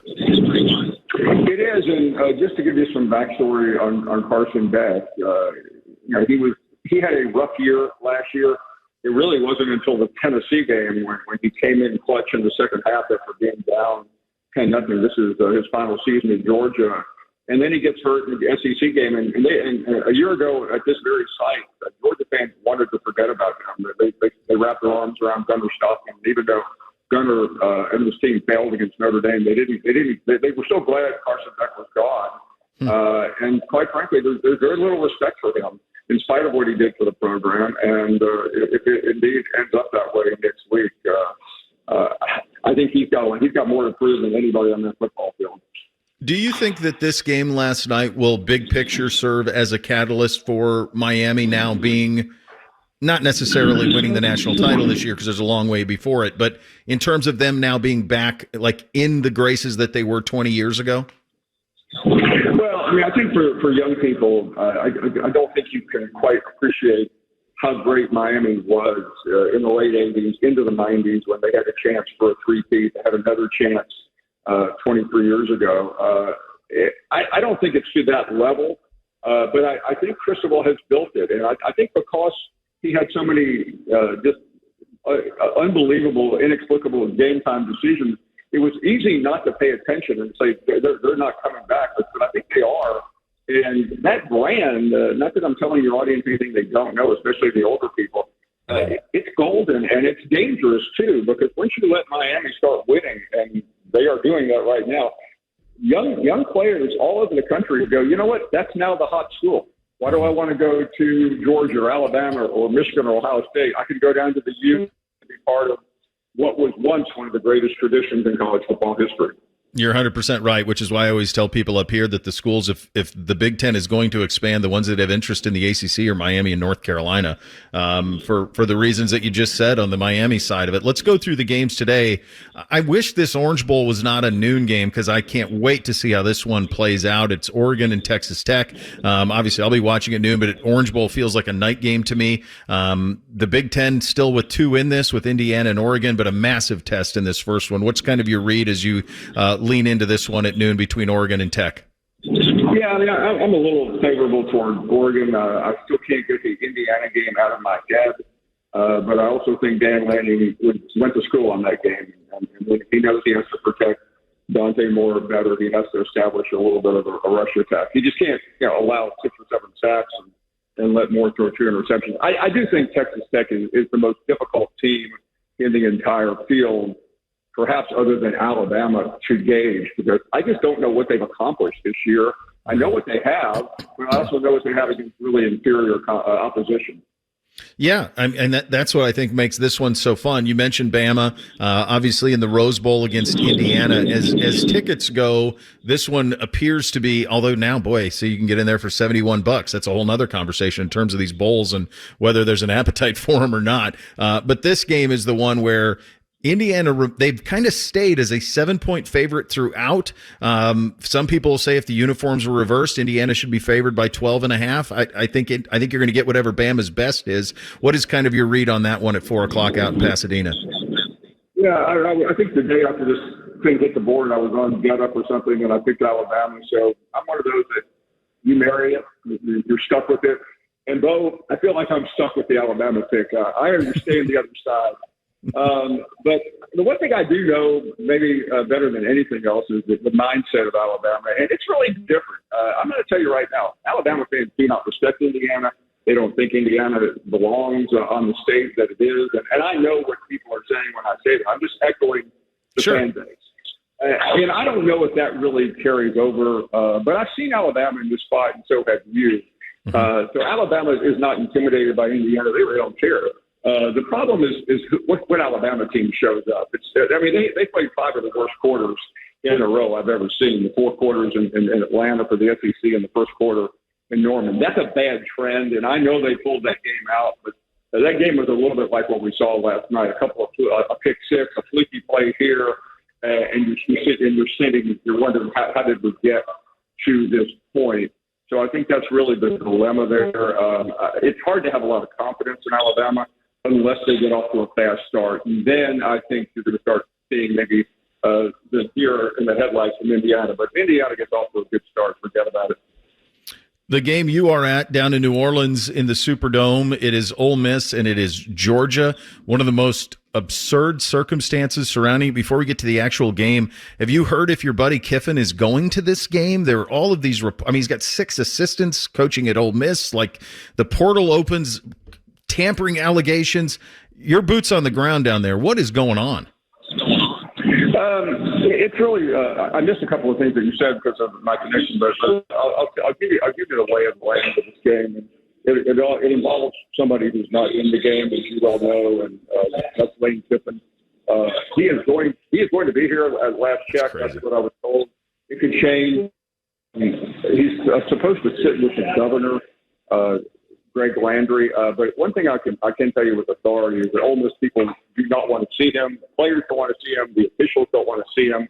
And for those who think, well, they should have let Lane coach, there's not a single person on the Ole Miss side that wanted Lane Kiffin on the sideline. They just simply don't trust him. He's the X factor in this game. Can Charlie Weiss Jr. call the same type of game that they did in Athens a couple of months ago when don't forget, Ole Miss had a 9-point lead against Georgia late in that game? Yeah. How do you see it going tonight, bud? I can't go against Georgia. I just don't have enough faith in Ole Miss. This is the biggest stage he's ever been on, and I think it's too big for him. Going to be a fun day for sure. Appreciate your time, and Happy New Year, buddy. Thanks for giving us a little bit of it today. Happy New Year, bro. See you soon. All right, there he goes. Paul Feinbaum, the Paul Feinbaum Show on ESPN and the SEC Network, joining us on the Bryant Heating Cooling Systems Fan Guest Hotline. We'll hit a little thing or not a thing up next. Bishop and Freeman. All right, time for a little thing or not a thing on a Thursday. Hit it, fellas. Thing or not a thing. Sponsored by Billiards Plus. Find your next grill and everything you need for the master griller. Billiards Plus on Dublin Center Drive in Dublin. There are at least 4 soon-to-be former Ohio State quarterbacks in the transfer portal, or at least have announced transfer portal intentions when the portal opens tomorrow. CBS Sports is reporting that Lincoln Kienholz will enter his name into the portal again when that thing opens tomorrow. Aaron Norland's going portaling. Mason Maggs is going portaling. And then last night it was announced Devin Brown will hit the transfer portal again. A thing or not a thing? Not a surprising thing for Lincoln. In regard to Air and Devin, it's one of those things where, and again, I think both of them should have transferred out.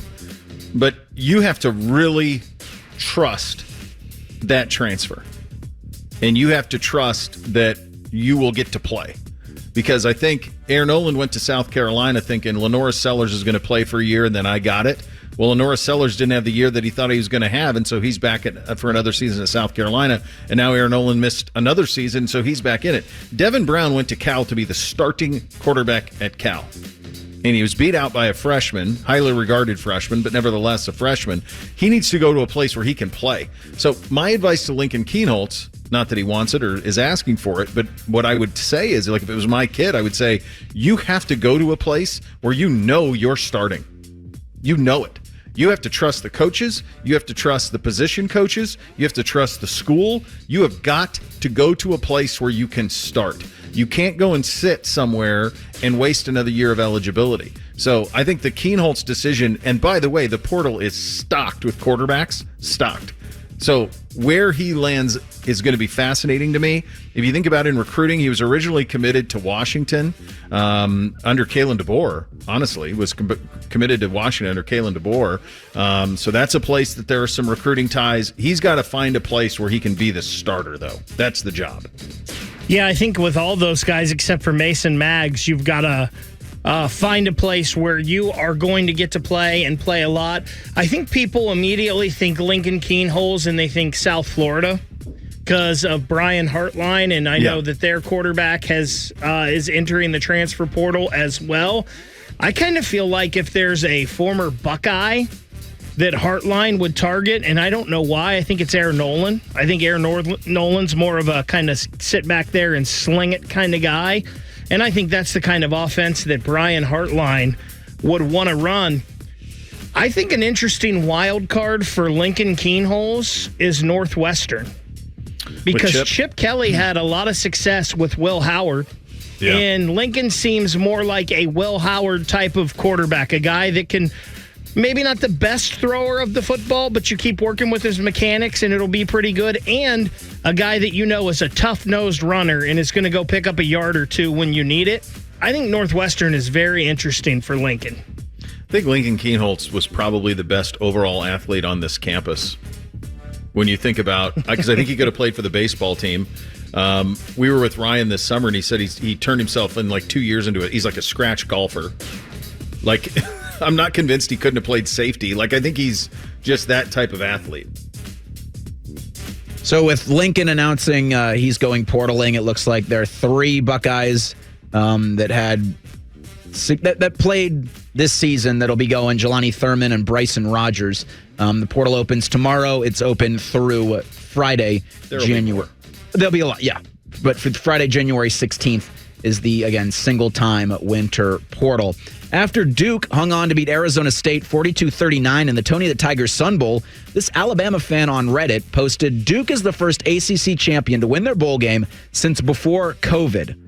The last win for the ACC champ came in 2019 with Clemson beating Ohio State in the Fiesta Bowl. Since then, 2019, Clemson, they lost to LSU in the national championship. In 2020, Clemson lost the Sugar Bowl to Ohio State. 2021, Pitt lost the Peach Bowl to Michigan State. 22, Clemson lost the Orange Bowl to Tennessee. 23, Florida State lost the Orange Bowl to Georgia badly. 24, Clemson lost in the CFP first round to Texas. But in 2025, Duke beat Arizona State. Thing or not a thing? Sort of. I think the real ACC champ just beat Ohio State last night. That's the bigger thing to crow about, is if they just had some sort of common sense with their championship tiebreakers, Notre Dame would have been in this dance too. And so that's the thing, is the ACC champs just beat Ohio State last night. So I'm going to let them have their day that they deserve. They were the better team, and they deserve all the flowers that come with it. Yeah, I don't think this is much of a thing. I'm not even sure, what is this Alabama fan posting and trying to say? At first I thought he was trying to take a shot at Clemson and maybe saying Duke was on the verge of a slide like Clemson, although Duke was never in the stratosphere that Clemson was as a program. It's just interesting that an Alabama fan has posted this. Though I do think there's a couple good things that Reddit does provide, and it's these little factoids that I think, while yes, he's an Alabama fan, I also think he's just a college football lover. And he's like, this is a very interesting fact. Like yesterday in the Las Vegas Bowl, Utah beat Nebraska 44-22. And I also saw that Nebraska's now lost 30 straight games to AP-ranked opponents. Yeah. And I thought, how is that possible? And I went on Reddit, and it was confirmed by a lot of different people. The Tony the Tiger Sun Bowl was a fun game because it was chaotic. But I think the biggest thing was it was the final broadcast in the 36-year TV career of Gary Danielson. 17 of those were at CBS. He primarily called SEC games alongside Uncle Vern until Lundquist retired in 2016. He's been with Brad Nessler since. CBS cut off his goodbye address. Take a listen. And everybody else. I wanted everybody else in this shot saying goodbye. It's been team all the way. Everything we've done. A great camera crew. Yes. Guys, we're all wearing Gary stickers. There's the truck. Thanks, you guys. As Vern would have said. Appreciate it all. Yes, sir. Yes, sir. We are going to have a great time tonight. Oh, look at those guys. How are we going to get off the air? Listen, one more thing. It's sometimes you can say, how do you get off? This guy right here. Join hosts. Thing or not a thing. Why do they do that? Hard out. Well, I'll tell you this, though. This is probably how did TV for a lot of years. This is how this happened. There's a producer in the truck. There's a director in the truck. They're giving a countdown to Brad and Gary saying, we got to be out. We got to be out. 10, 9, 8, 7. They're counting them down. 5, 4, 3, out. And they're ignoring it and blowing through it. And then finally they cut it.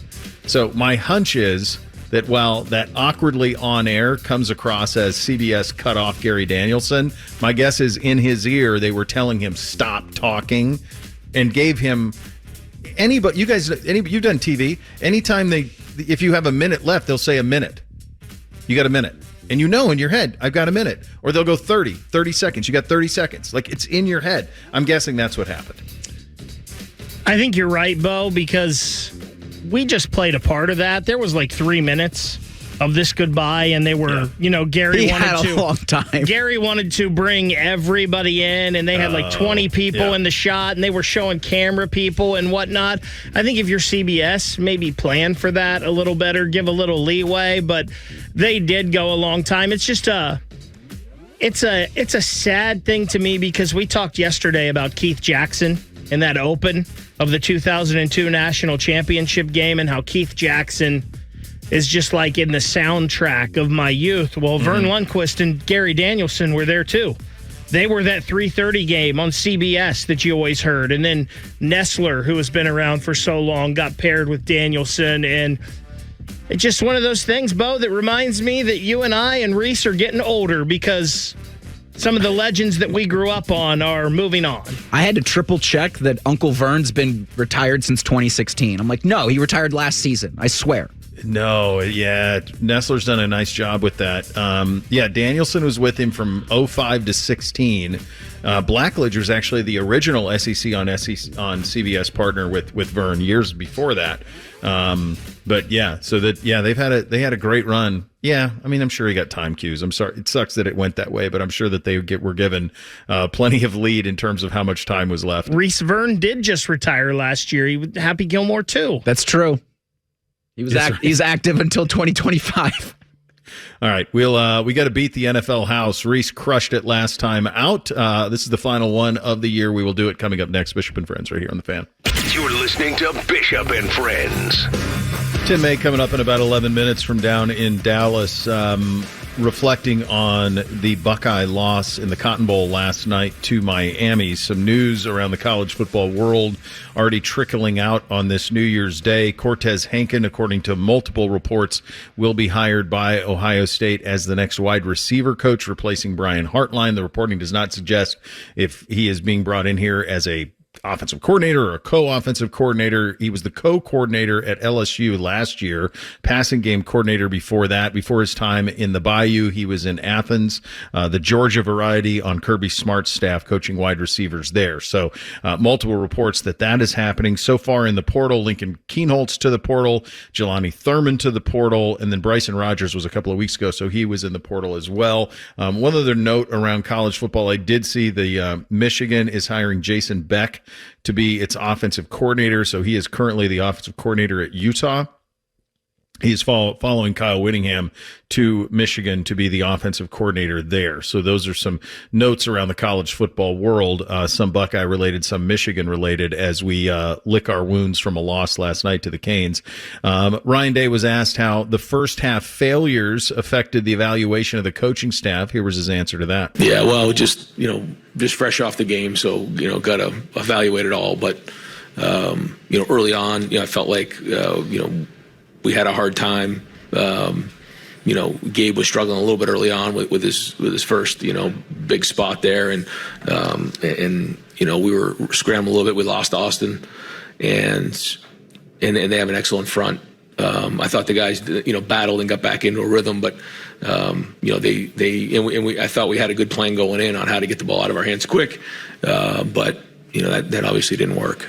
We took, 5 sacks and, so, we got to, get back to it and figure out, where we're going to go moving forward. But, we got to sit down and evaluate all of it. Can you imagine, we're doing this here because we continue to do this show in Columbus, Ohio, thankfully. But can you imagine, I mean, everybody's doing that right now. What you'd like to do, having just lost in a quarterfinal like that, is just push away from the table, unplug, kind of reflect, have a few moments. College football in 2025 and now 2026 does not allow for that. Doesn't. The portal opens tomorrow, and your roster is going to be pillaged. You need to pillage some rosters because you need reinforcements coming back in. And so I'm sure they're working. I'm sure they're in the office. I'm sure if they're back here already, my guess is they probably already are, that they're going to work and putting this roster together. And that's the perpetual nature of where this sport is, that it's not very livable, to say the least, but this is the business that they've chosen. There's a ton of melancholy to all of this. And one of the things that I think is going to stink the most here in the coming days and weeks is, next Thursday, when Miami is likely playing Georgia, or if it is Ole Miss, either way, and they're out in the Fiesta Bowl, and you're thinking to yourself, that would be a sea of scarlet and gray. And you'd see number 2 down there, and you'd see the Block O number and Sonny down there, and you'd see these guys who we've watched through all of these great moments. And unfortunately, that all comes to an end. Caleb Downs, who was sensational, a 2-year career, the stuff of legend for Caleb Downs here at Ohio State. And I don't know, you cannot replace him. You do not replace him. There's nobody like him. What he was asked to do consistently for this defense is such a tall order, and only his elite combination of athleticism and acumen allow for it. He was sensational last night in the game, flying around like a missile everywhere.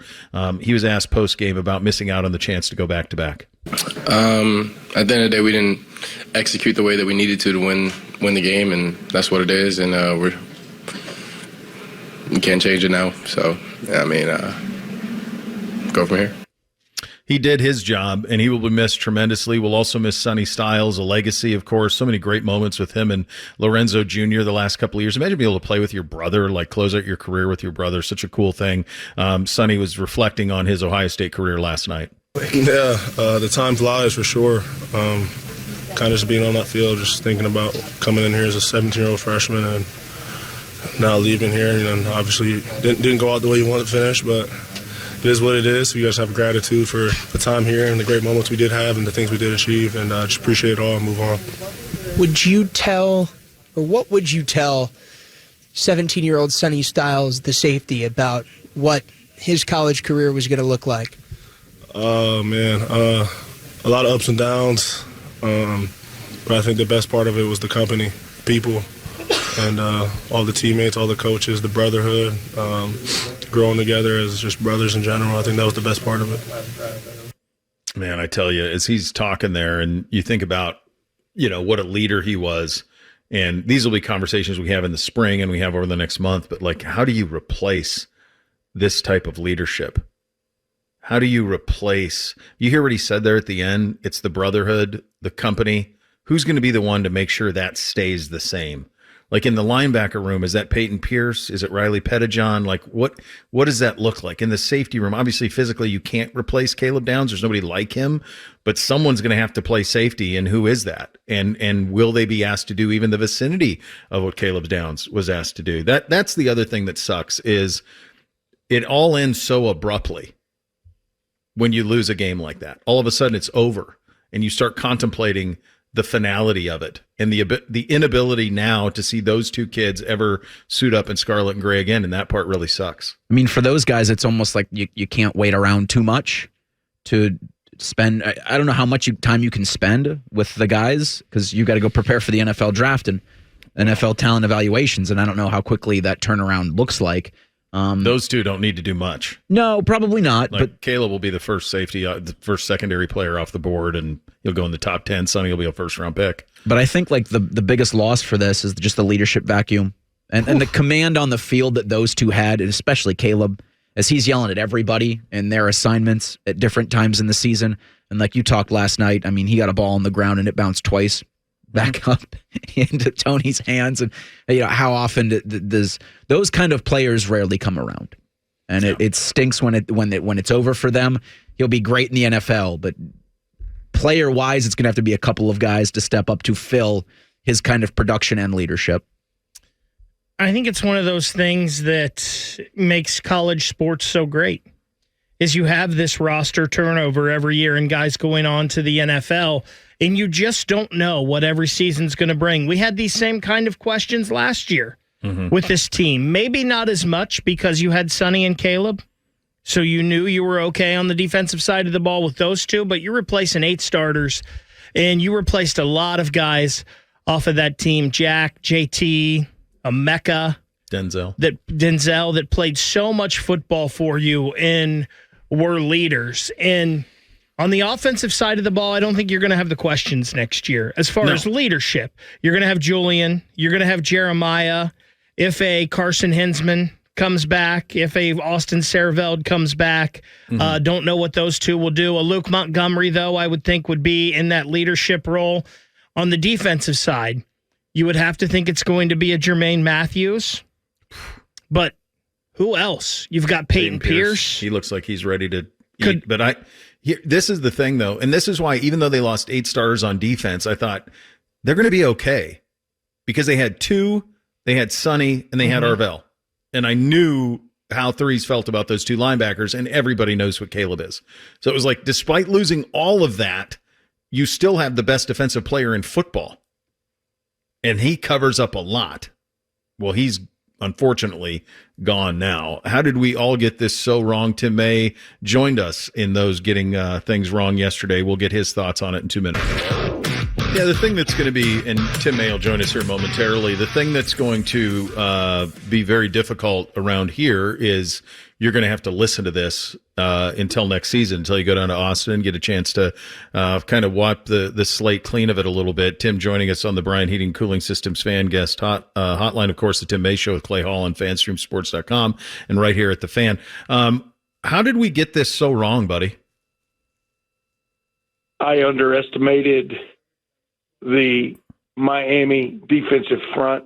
I'm thinking back to our conversation the day before the game, et cetera. And we're sitting here, my buddy Clay Hall is back in Columbus, but my buddy Jeff Snook sitting here next to me at the FanStream Sports studio here in Dallas where we're recording our podcast. And that's what we're talking about. I mean, but, you know, it was just one of those games where Ohio State, and the pick six was huge. The pick six changed the dynamic of the game. We were just discussing that ourselves. And because now instead of a 7-0, you're 14-0 hole. And you know you're not going to consistently block that defensive front. You already know that, you know, halfway through the first quarter what's up. But the point is, Bo, they got it to 17-14. I mean, and they got the ball. And then there was another big sack, but also the holding call on that one possession, you know, against Phillip Daniels. I don't know how legit it was. My middle kid Corey says it was BS, but he was pretty heartsick at that point. But then when they get the ball back and then you can't get off the field on third down, they converted a couple of third downs that were huge. They even lost Mark Fletcher on that drive, you know, and a guy named Marty Brown. Who? You know, we're all sitting there, who's Marty Brown? But Carson Beck had these little drive-saving scrambles a couple of 3 times, which I didn't see that part of it coming either. I don't know about you. And it is what it is at this point. You know, they let them score that last touchdown. They tried to with the hopes of getting the ball back and doing something, right? But it is what it is at this point. Yeah,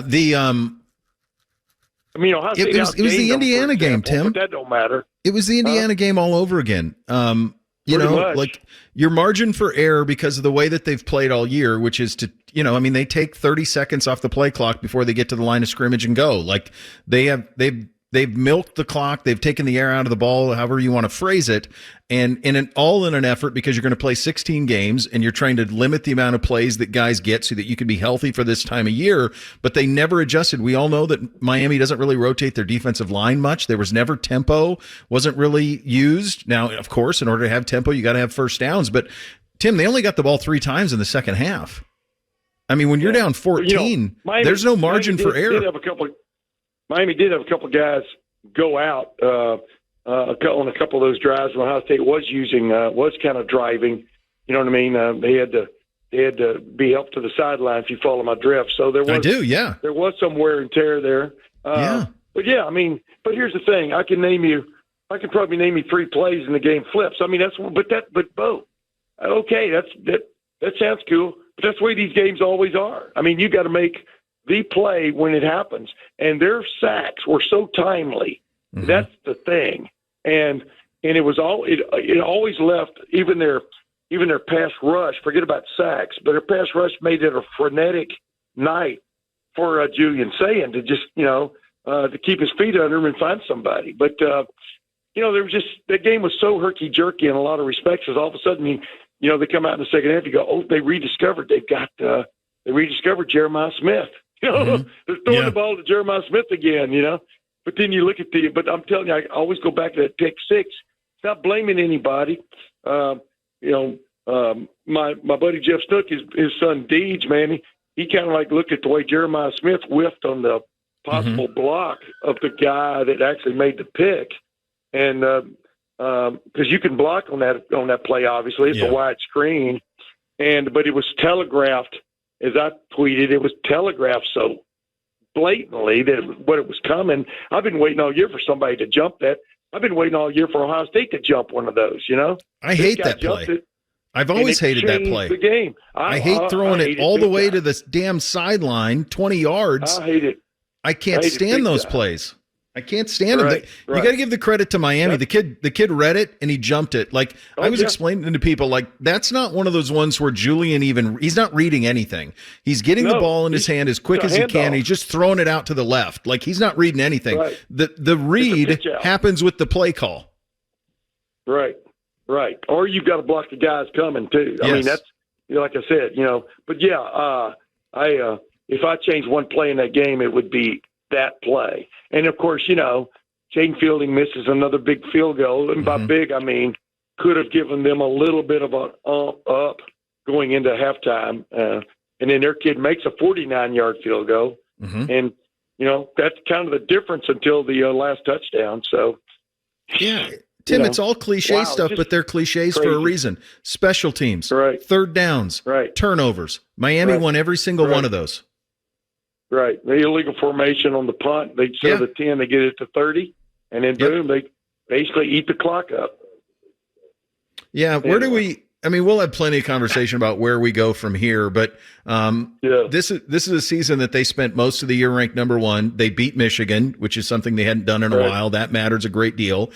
But these last 2 games are going to linger in the – obviously, Miami's approach was different to Indiana in terms of what they did, but the feel of the 2 games felt very similar to me, Tim. And the idea was that when talent equated, Ohio State in both of those instances couldn't hold up in the lines of scrimmage.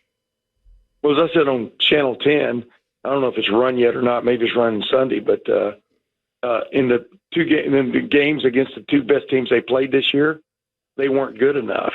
And that's hard to swallow, but they weren't good enough. And by that, I mean, not good enough doesn't mean you don't have the talent. Doesn't mean you don't have a scheme or whatever you want to call it. Not good enough means you didn't make the plays. You had to make to win those games. And it always comes. It's like in a boxing match. I was using that analogy the other day. You got to land those punches, man. Buster Douglas, when he beat, I'm not equating this to that, but Buster Douglas was so accurate with his jab against Mike Tyson.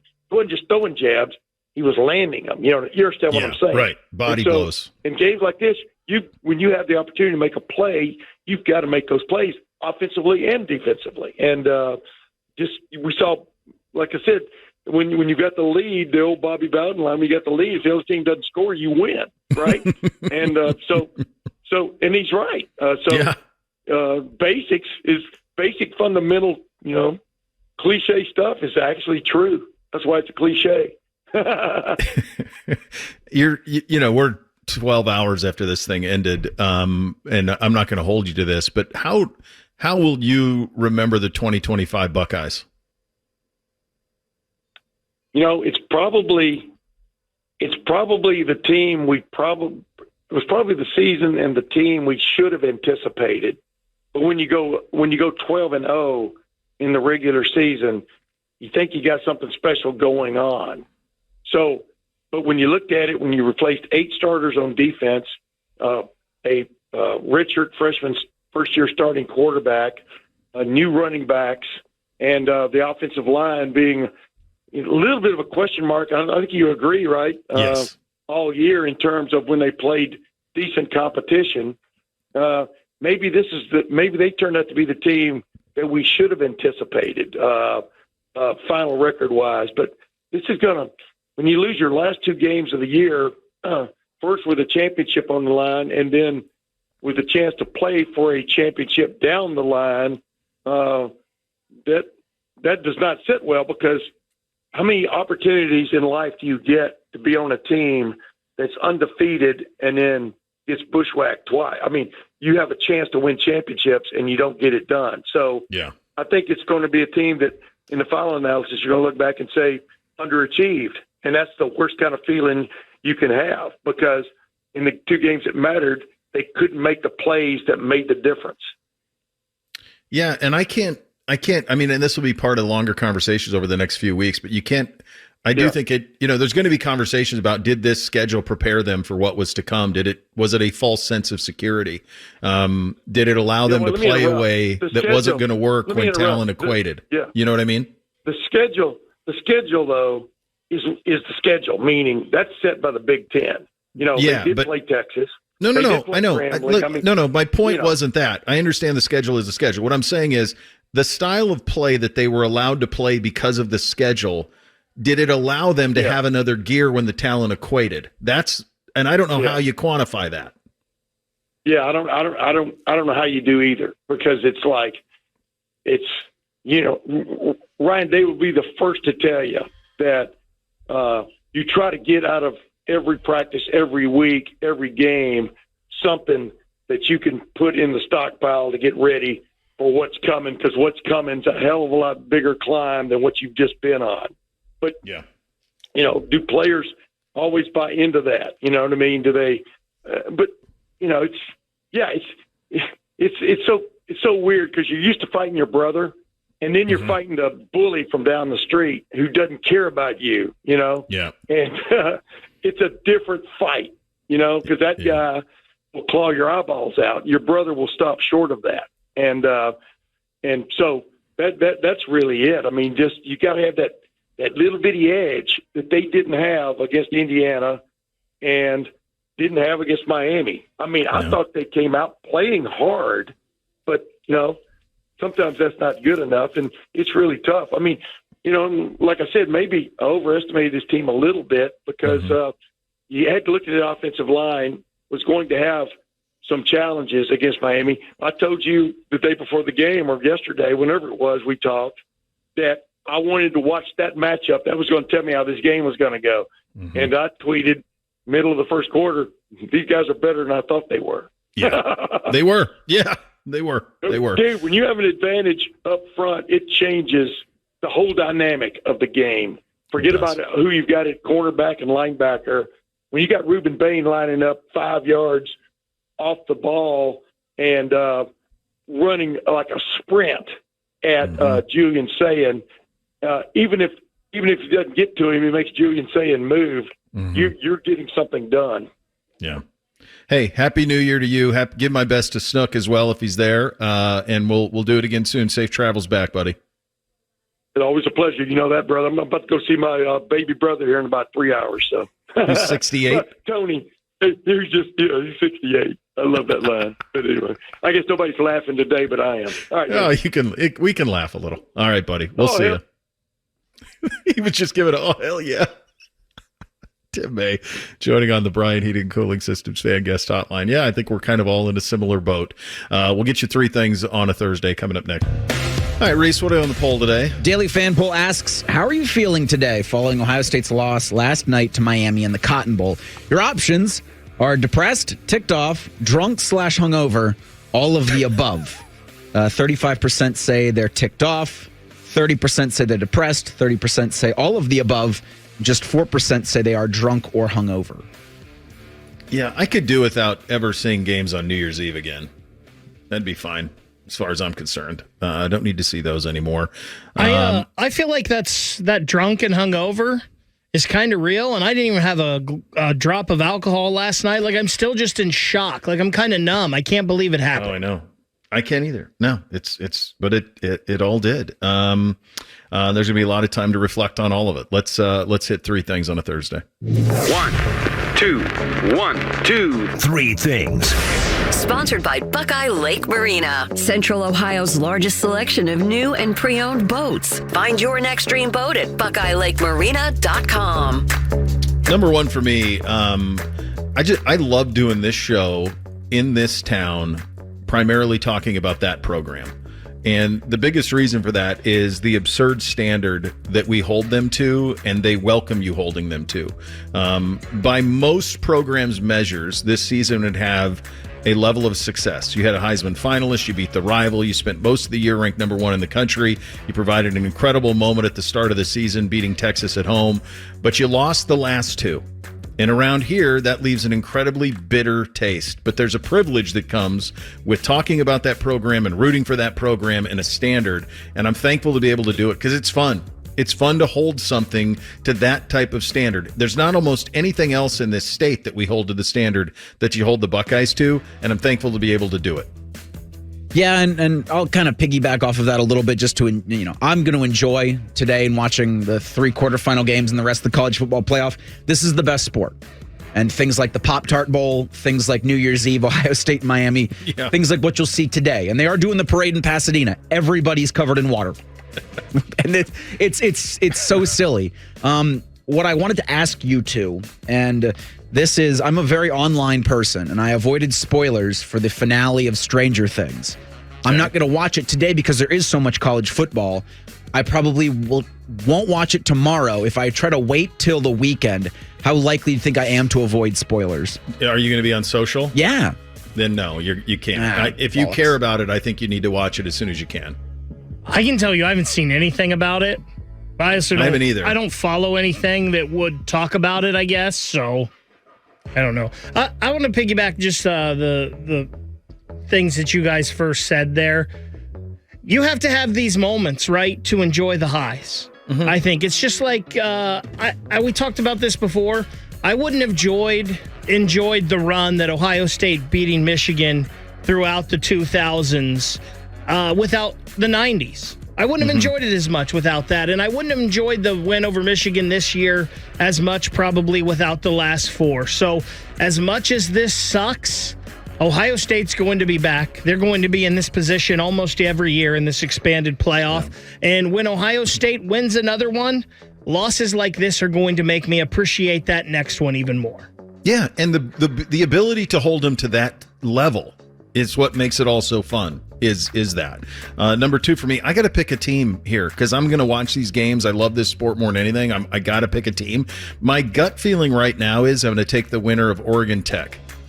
Like whoever wins that game, I think is going to have my rooting interest going forward. The winner of that game. If it's Tech, then my God, there's no bigger upsetting of the apple cart than a billionaire guy buying a roster and winning a national title. And Oregon's been knocking on this door. I like how Lanning goes about his business. So those are the winner of that is kind of my gut right now and how I'm going to go. Not Coach Sig? No. It's a shocker. I can't live in a world where they win a national title. I can't. As of 11, there's nothing I want to do in Indiana. So it's either, if Indy... No. Okay. I'm trying to think of a scenario that would get you to root for Indiana, and I don't think I can. I don't know. Against Georgia? Yeah. I guess. As of 11:48 this morning, last time I checked, there were 93 portal-bound quarterbacks. Jeez. That's according to 24/7 Sports. Portal doesn't open until Friday morning. That's what I was saying. Like, they have to be so smart on where they'll go. I wonder how many of those end up starting next year or at any point in their career. Yeah. Be interesting to see. Second thing for me, I usually don't love things Brett McMurphy puts out, but he tweeted this about 40 minutes ago. Top four seeds with first-round byes outscored 42-3 in the first quarter of quarterfinal playoff games. None of the top four seeds have won halftime deficits for the top seeds. Ohio State 14-0 down against Miami. Then last year, Texas was down to Arizona State. Arizona State was down 17-3 to Texas. Georgia 13-3 to Notre Dame. Boise State 17-7 to Penn State, and Oregon 34-8 versus Ohio State. I don't want to say that was it for Ohio State last night because that's disrespectful to Miami and the performance they put on. I'm very interested to see how these three games today go. Me too, and we're up against it, so we'll make that the collective three from all of us. Enjoy the games today. Happy New Year to all of you out there listening. We never take it for granted the ability that you have to turn us on, and we're very thankful for it. Rothman and Ice coming up next. Bishop and Friends right here on The Fan. Good afternoon. I'm Ryan Baker. Well, that's not the way we wanted to ring in the new year last night. Ohio State got bullied all night and lost to Miami 24-14. The Buckeyes finished the year 12-2 after starting 12-0. Here's safety Caleb Downs on missing out on the chance to win back-to-back national championships. At the end of the day, we didn't execute the way that we needed to win the game, and that's what it is. And we can't change it now. So, go from here. Immediately after the game, tight end Jelani Thurman announced that he will enter the transfer portal. This morning, quarterbacks Lincoln Kienholz and Mason Maggs said they will as well. Ohio State is expected to hire Cortez Hankton to replace Brian Hartline as wide receiver coach. Hankton most recently was receivers coach at LSU. Former Buckeye Chris Olave will miss the Saints Week 18 game with a blood clot in his lung. It's time to add some spice to your nooner. Nooner Funny. This is the place where big-time guests, bold opinions, and little cute doggies come together. This is Rothman and Ice. Sponsored by Pella Columbus, the #1 rated windows and doors in Columbus. All right, here we go. The new year. And it didn't start off great. That's for sure for a Ohio State fan. And the Buckeyes coming home after what you would think is going to be categorized as a fail last night. We'll get into it. We are Rothman and Ice. Anthony Rothman, Matty Ice Hayes, and TLC. Happy New Year to my crew. And everybody listening to us and watching us, because we appreciate you on the holiday here. No doubt. But we needed to be here. This is one of those days where win or lose, you show up. You don't get to choose whether, let's just be here if they win. And this is one of those games where I understand where people are with. The one thing I don't like is if you called them fraudulent last night, you better have done that a week ago. You better have been one of those people that said, I see them losing the game. Because I don't really buy into the, all of a sudden now they're a fraudulent team. If you're objective about what happened, and you and I are going to be, that team got bullied up front the way they did against Indiana. Now, they have enough talent to overcome that kind of stuff. They do, and I always thought they would. But when teams have it where it counts, fundamentally, Matty, and we'll get into all of it, the offensive line, where they have it defensively, you're always in a game. And I know that people were talking about Carson Beck being the X factor in a bad way for Miami, that fluster him, he'll make mistakes. Guy's thrown one pick in his last 5 games, and he doesn't throw the ball past 5 yards, usually. But I'm telling you, that guy was an X factor last night, because when he trucked Roker, and I can't remember who else was in on that tackle, if you get some of that out of Julian Sand, that may have been a different story. Well, Happy New Year to you, man. Happy New Year to you. We got a big day ahead of us, That's for sure. Because even just zooming out from what we're about to get into, we got 3 massive games, man, which are starting here in just a couple minutes down there in Miami. So, yeah, I mean, listen, there's a lot to unpack. I want to start here because I think sometimes we can get caught up in more of the Ohio State not doing what they did, and that's the reason why they lost the game. You and I think, like to give credit to the other team, too. Credit to Miami. They were just better. They were just better than Ohio State from start to finish in that game, and there were people talking leading into the game, specifically a guy like David Pollock saying, listen, I'm not saying it for Ohio State down there in the trenches. And Buckeye fans didn't like hearing that. They didn't like hearing that, but that showed itself amongst a whole bunch of other things, which we'll lay out. I think there's no ignoring that just up front for Ohio State on offense, they've just been nowhere near good enough over the last 2 games. A combined 10 sacks over 2 contests. And when the talent starts to even out later in the season and you're playing good programs like in Indiana, you're playing a good program like Miami, those things can really, really sour your season, and it has for Ohio State. They got exposed up there, right? And you're asking a redshirt freshman, and Gabe Van Sickle to essentially come in and kind of save your offense to a certain degree. And I get there's other guys that are part of that offensive line that have to do their part. But that's a tough ask. It's a tough ask for him in a unit that's going up against real dudes. We talked about Bain and Messidor and that crew all week long. And those guys are being coached up by Hall of Famer and Jason Taylor. And so it was just a bad storm. And this sport has always shown us and will continue to show us, if you don't have that unit in order, when talent balances out, it can be a long day for you, regardless of who you have at quarterback and who you have on the outside. And so that, to me, is just number one on the board as far as why that game didn't go the way Ohio State wanted it to go. They had opportunities, obviously, the rest of the way, but you could just feel it, AR. You could feel it early and often that was going to be an issue for them, and they couldn't get it right, and that's why their season is unfortunately over. You nailed it. The problem here is that Miami is the best defensive front that Ohio State has faced all season. We knew that going into the game. Now, with that being said, you had 3.5 weeks to devise a game plan. And watching that game, I'm going to be completely honest with you. This would have been a tough pill to swallow. But I believe Ohio State's game plan offensively should have been exactly what Miami threw out there last night. Quick throws. Neutralize Bain and Messidor. And the way you do that, yes, you can run the football, but if you think about what Miami's game plan was, even on the 3rd and shorts, release guys, you have to press that.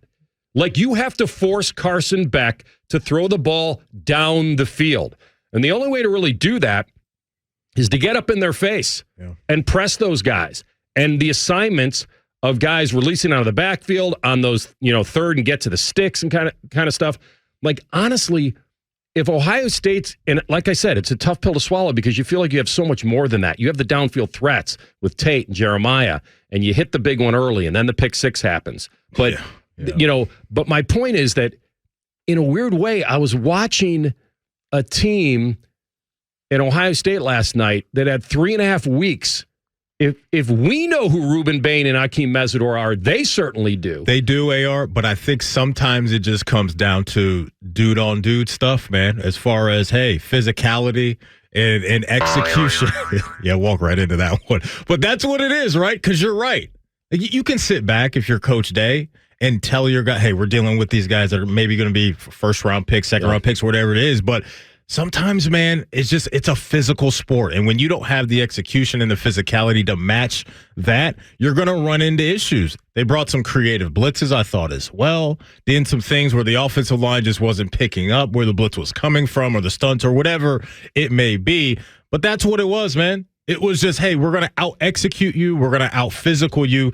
And we saw it for 2 games in a row now. And you got to give credit to Indiana and Miami for being built, maybe not built better down there in the trenches, but just finding a way to execute more times than not down in the trenches, because we know Ohio State has just as much talent as anybody and everybody around the country. So now I can point to some things that certainly, if they would have gone the other way, it's a different game. And one of the ones that pops up to me, and not just the lucky bounces or whatever. Yeah, 2 of those, right? I think Caleb Downs knocked the ball out twice. Okay. And you get, I mean, that's right. Sports, right? I mean, it's sports, but those are tough what ifs for sure in a game like this. Yeah. Miami was built to win games like this. They also had come off a game where a lot of us weren't giving them confidence credit, meaning just going to A&M and winning a rock fight in a very ugly game. And I even said it. I'm like, I'm not sure they get any more confidence other than they survived and advanced, which was big for them. Committee looks decent today, right? Alabama wins, and Miami wins. So at least they look good. The whole flawed process with Madison and the Dolly Madison Gems and Tulane being in this, that was the mistake. That's the mistake of the sport right now, is that Texas and Notre Dame have to be in there somehow, other than if you're not going to have James Madison and Tulane in there. But make no mistake, these teams that got a little momentum, and we talked about this, Ohio State was in an eerily similar position, but different, in that it was eerily similar and that they were able to use a last loss of the regular season, or in this case, the Big Ten championship game, as a refocus, re-energize, remotivate, everything. You're not losing 2 in a row to end your year. Like, they had that energy to them.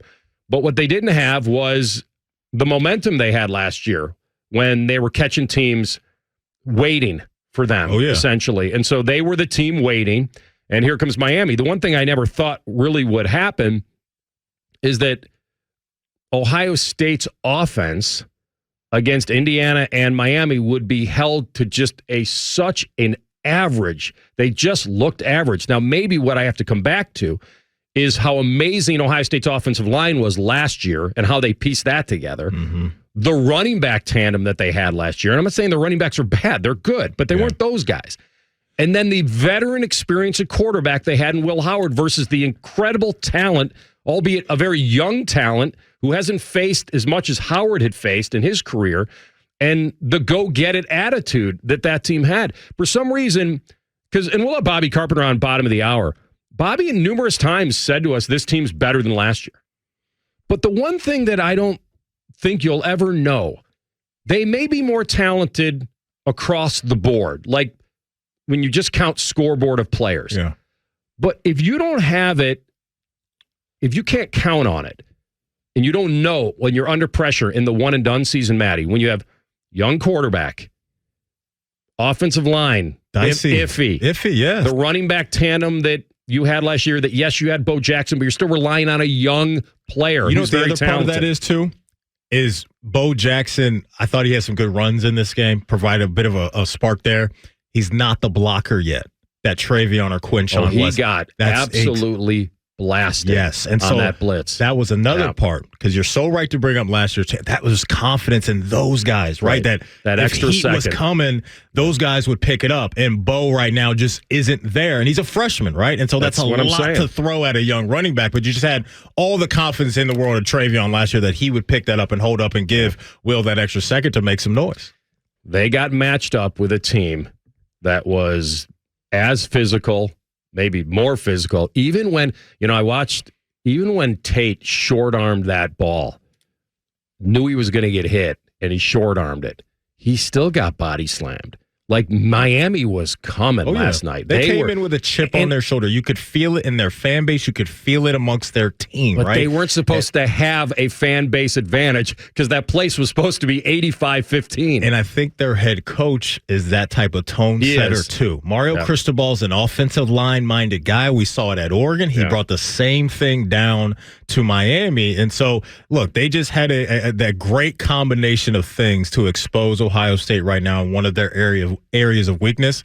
And this is always going to be a line of scrimmage game. Always. And they got exposed in the game, and that's where their season's over. Yeah, they didn't quite have the it factor. I don't know what it is. I always thought that they could or would have it based on they're a flip-the-switch kind of program, like you thought. But with the 3.5 weeks, usually that makes a difference.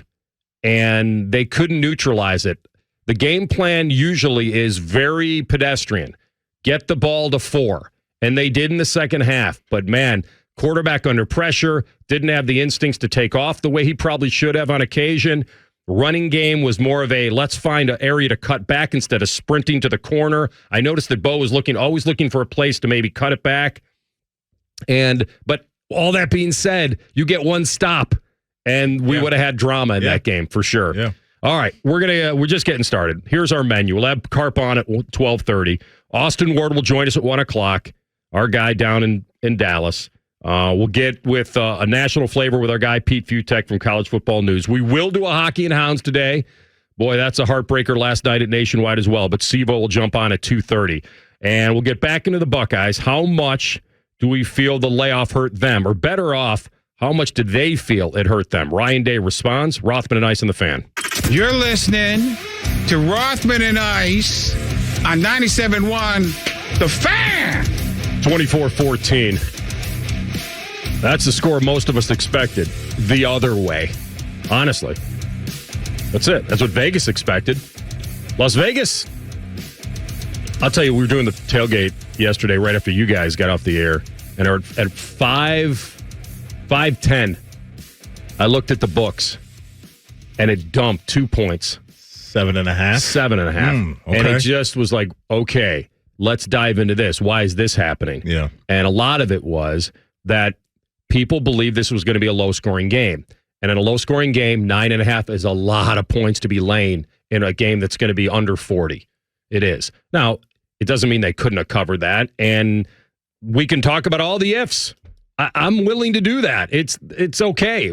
But it doesn't supplant like what's happening with what really happened in the game, which is that they were not executing at a high level against a very, very good defense. That screen has got to be blocked by Jeremiah.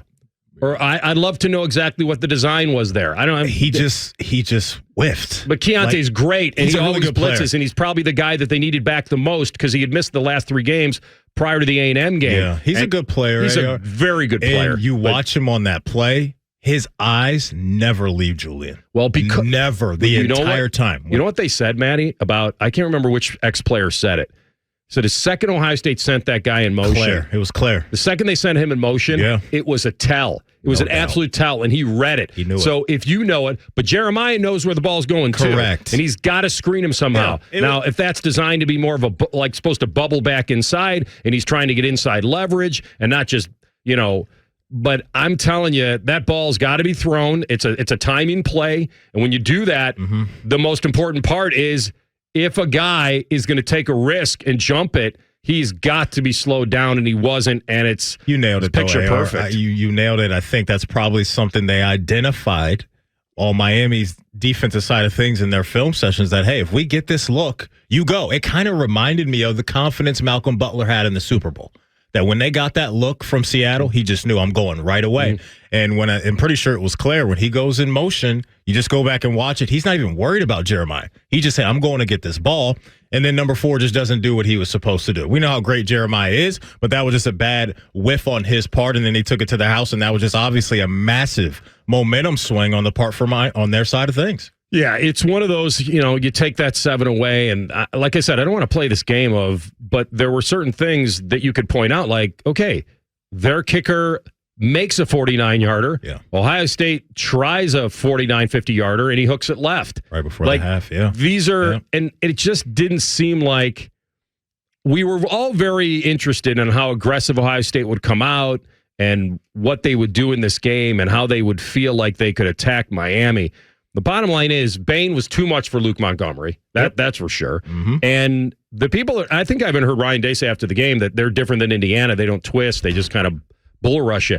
I'll tell you what, I saw Bain and Mesidor both line up on the same side over Ohio State's right side and then twist, and that turned into a sack. And guess so it what wasn't that all is? night of just bullying guys. And guess what that is? That's them smelling blood in the water in a film session and saying, that side of the line, no doubt, they can't hang with us. So we're going to put both our horses over there and get creative, to your point, and we're going to make them stop us. Until they do it, we're going to continue to wreck them and wreck them and wreck them. And that's just what the sport is. And so that's credit to Miami and their staff for saying, we got NFL talent. You guys got an area of your offensive line to where you can't hold up against us. We know it, and we're just going to go out there and bludgeon you until you do stop it, and they couldn't do it. They still had the game, though. They still had the chance, because Miami, when they go up 14-0 at halftime, a lot of people I'm watching the game with at the casino are saying it's over. And I looked at all of them, and I gave them my classic, all right, you can think that, but I have 2 questions for you, or maybe one basic question. Do you feel Ohio State's getting shut out tonight? And everybody I'm sitting with, well, no, they're not getting shut out. I go, okay.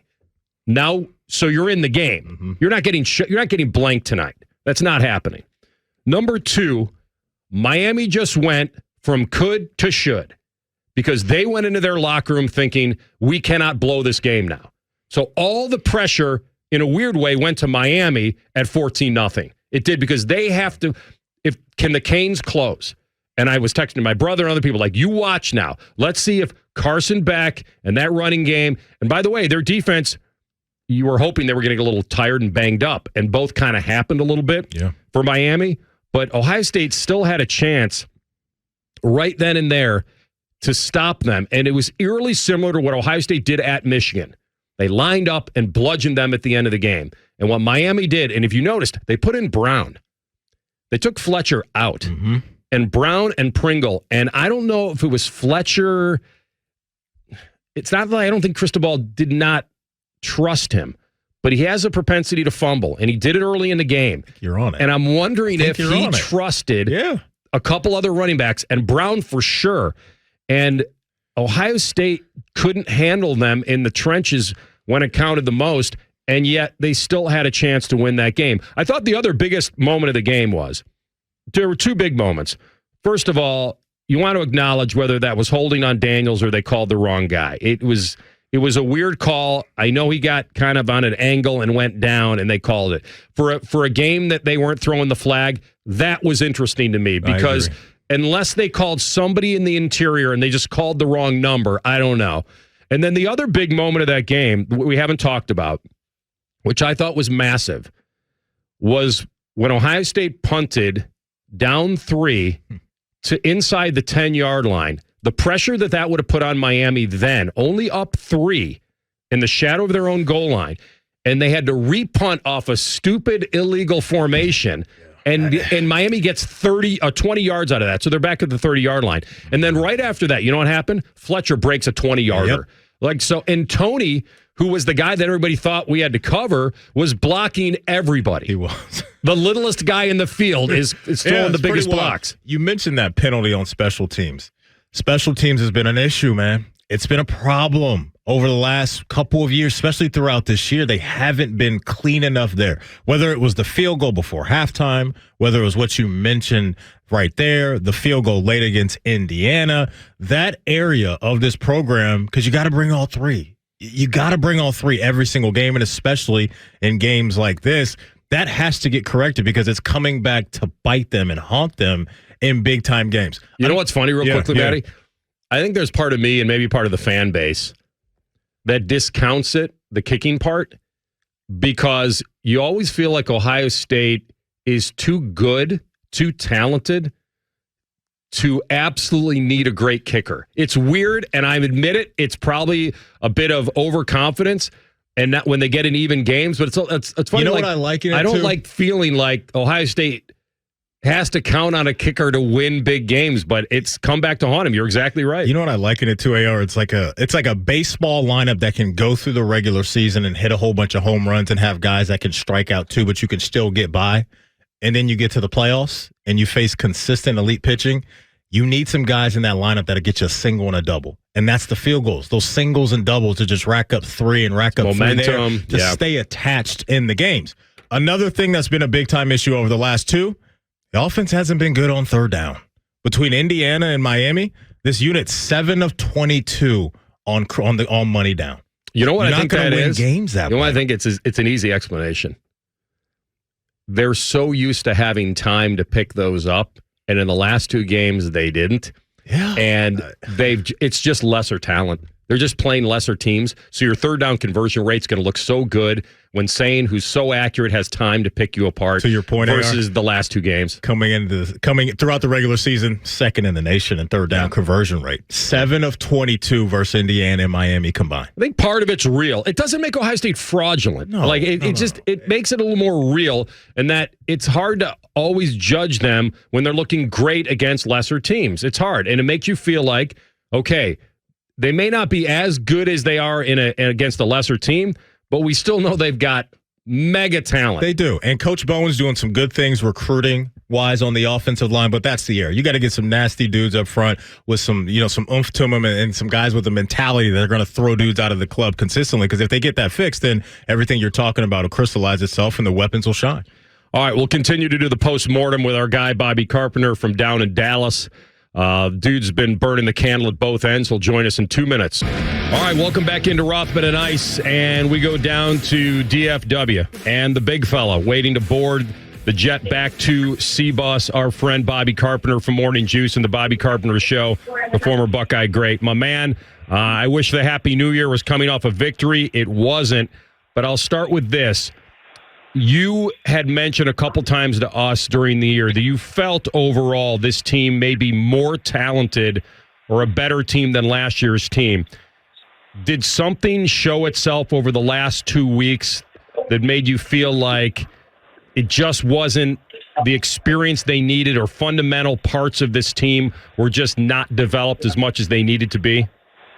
Well, thanks, Rothman. Happy New Year. I appreciate you having me on. And that plane I'm boarding, if it gets to Columbus, great. If it buries itself somewhere between here and there, that's good too. We're all on the same page here. As you look at this and see kind of what happened, and you do the post-mortem, I may have got an hour of sleep last night just sitting there staring at the ceiling, trying to figure out exactly what transpired, why it happened. You look at this, I think a lot of it had to do, with issues on the offensive line. And, with Edgar Shabola being out, and, he didn't necessarily play great in the second half of Indiana. You have the issues with Gabe Van Sickle in there. You go to Padilla, Ian Moore's in the game. And what's amazing is none of that different than Indiana. You come on the second half, you're able to move the football, you drive down, and you're able to have some success. But the fact that it kind of took a whole half, you got to figure that out. And they're able to move the ball, just not really store it, whether, it was a pick six or, another missed field goal. Like, it felt like this team was close, and they never were really able, Rothman, to put the pedal down like they did last year. Like, they were close. It seemed like they wanted to do it, but they were never able to really just, go up tempo, go get it, and go bing, bang, boom, boom, and be able to drive down the field in 6 or 7 plays in a minute or two. Staying on the offensive side of the ball, Bobby, how did you feel about the play calling and the flow of the game with Coach Day taking over? I don't know that was a big deal. People will look at that. I mean, a lot of it was the inability to protect. And so I don't care what you're calling. If you can't protect it, you're going to have issues. And I think that was a big thing that they had, is especially early in the game, they just couldn't protect. And so as it improved, you saw the improvement of Julian Sayin, and you felt like there was a more cohesive offense. And you saw some of the runs in the second half. I mean, they ripped off some 8, 10, 12-yard runs. A couple of them in a row, they had a hard time sustaining drives. And I don't know if that's a function of coaching as far as like the play calling, or more just the fact that, hey, Miami was really good up front, and this offensive line, maybe struggled a little more than we thought. Like, they weren't able to kind of rekindle that magic that they had last season. I'm with you on that. I think certainly we underestimated a little bit, even though the pregame narrative was that Miami had it where it counted in the trenches, and that certainly showed itself. Do you believe that Ohio State just didn't have the it factor when it counted? Julian Sayin's been so good, almost won the Heisman Trophy, but then we haven't seen him in the one-and-done part of the portion of the season yet. But I agree with you. They couldn't protect him. Maybe he needed to have more instinctual kind of take-off ability. But, man, he looked uncomfortable in the last 2 games, and I agree with you. It was about the offensive line. And so I almost looked at this game, Bob, in a weird way, that Ohio State almost should have mirrored the playbook of Miami with the short, quick throws, get it out fast. Like, I almost think like that game plan would have fit Ohio State just as good. I think it would have. I think there was times they did try to get it out a little bit. I give Miami some credit. They rolled up their coverage, and the guys were, they did a pretty good job, about as good a job as you could. They tried to take some shots, and maybe some more quick game would have been better. They tried a little. Maybe some moving in the pocket. And Julian Sayin's a good athlete, not a great athlete, but some of it, they've been running the zone read with the quarterback option to be able to throw the screen out there. And that, I felt like that was kind of one of the defining plays of the game. And Keontae Scott, their nickel, is one of the best players. And they're going to give him something like that. I mean, he jumped it, he read it. And so that's like the other element. You struggled on the offensive line, and you weren't necessarily great on third down offensively. And then you're going to give up a pick six. Like, it's really hard to win football games doing those things. Going to the defensive side of the ball, Bobby, what did you see from that unit on Ohio State side when it came to Miami's ability to kind of move the chains on third down? Well, I felt like they kind of attacked the slot a little bit, and whether that was Lorenzo Styles, before he got hurt, and then Jermaine Matthews after they moved him inside. The defining factor I look at, on defense, there was obviously a couple plays, and I'm going to give Mario Cristobal and their offensive staff credit. Like, their first touchdown, they're going to run the jet sweep to Malachi Tony. They fake it. They leak the back out. Like, it's a hell of a play call. And so they'll give them that. They did a heck of a job with it. But, some of the other things, if you have them after they go down and score in the second half to open the half, and you have the 3rd and 5. If you get off the field there, like, I'm fully convinced you can get the ball, the Ohio State drives down and scores, and you're right back in that thing, man. There's 14 points on the board. They just couldn't get it done. Couldn't get over that hump with it. And part of it was too. One of my keys to the game, I talked about before, was winning first down. And it goes into the running game and some of it the passing game. But it felt like Ohio State was getting oozed a little bit. Like, their tackling wasn't as good as it had been. It wasn't as sure as it had been. And some of that's Fletcher and how good he was. But you've got to find a way to do a better job.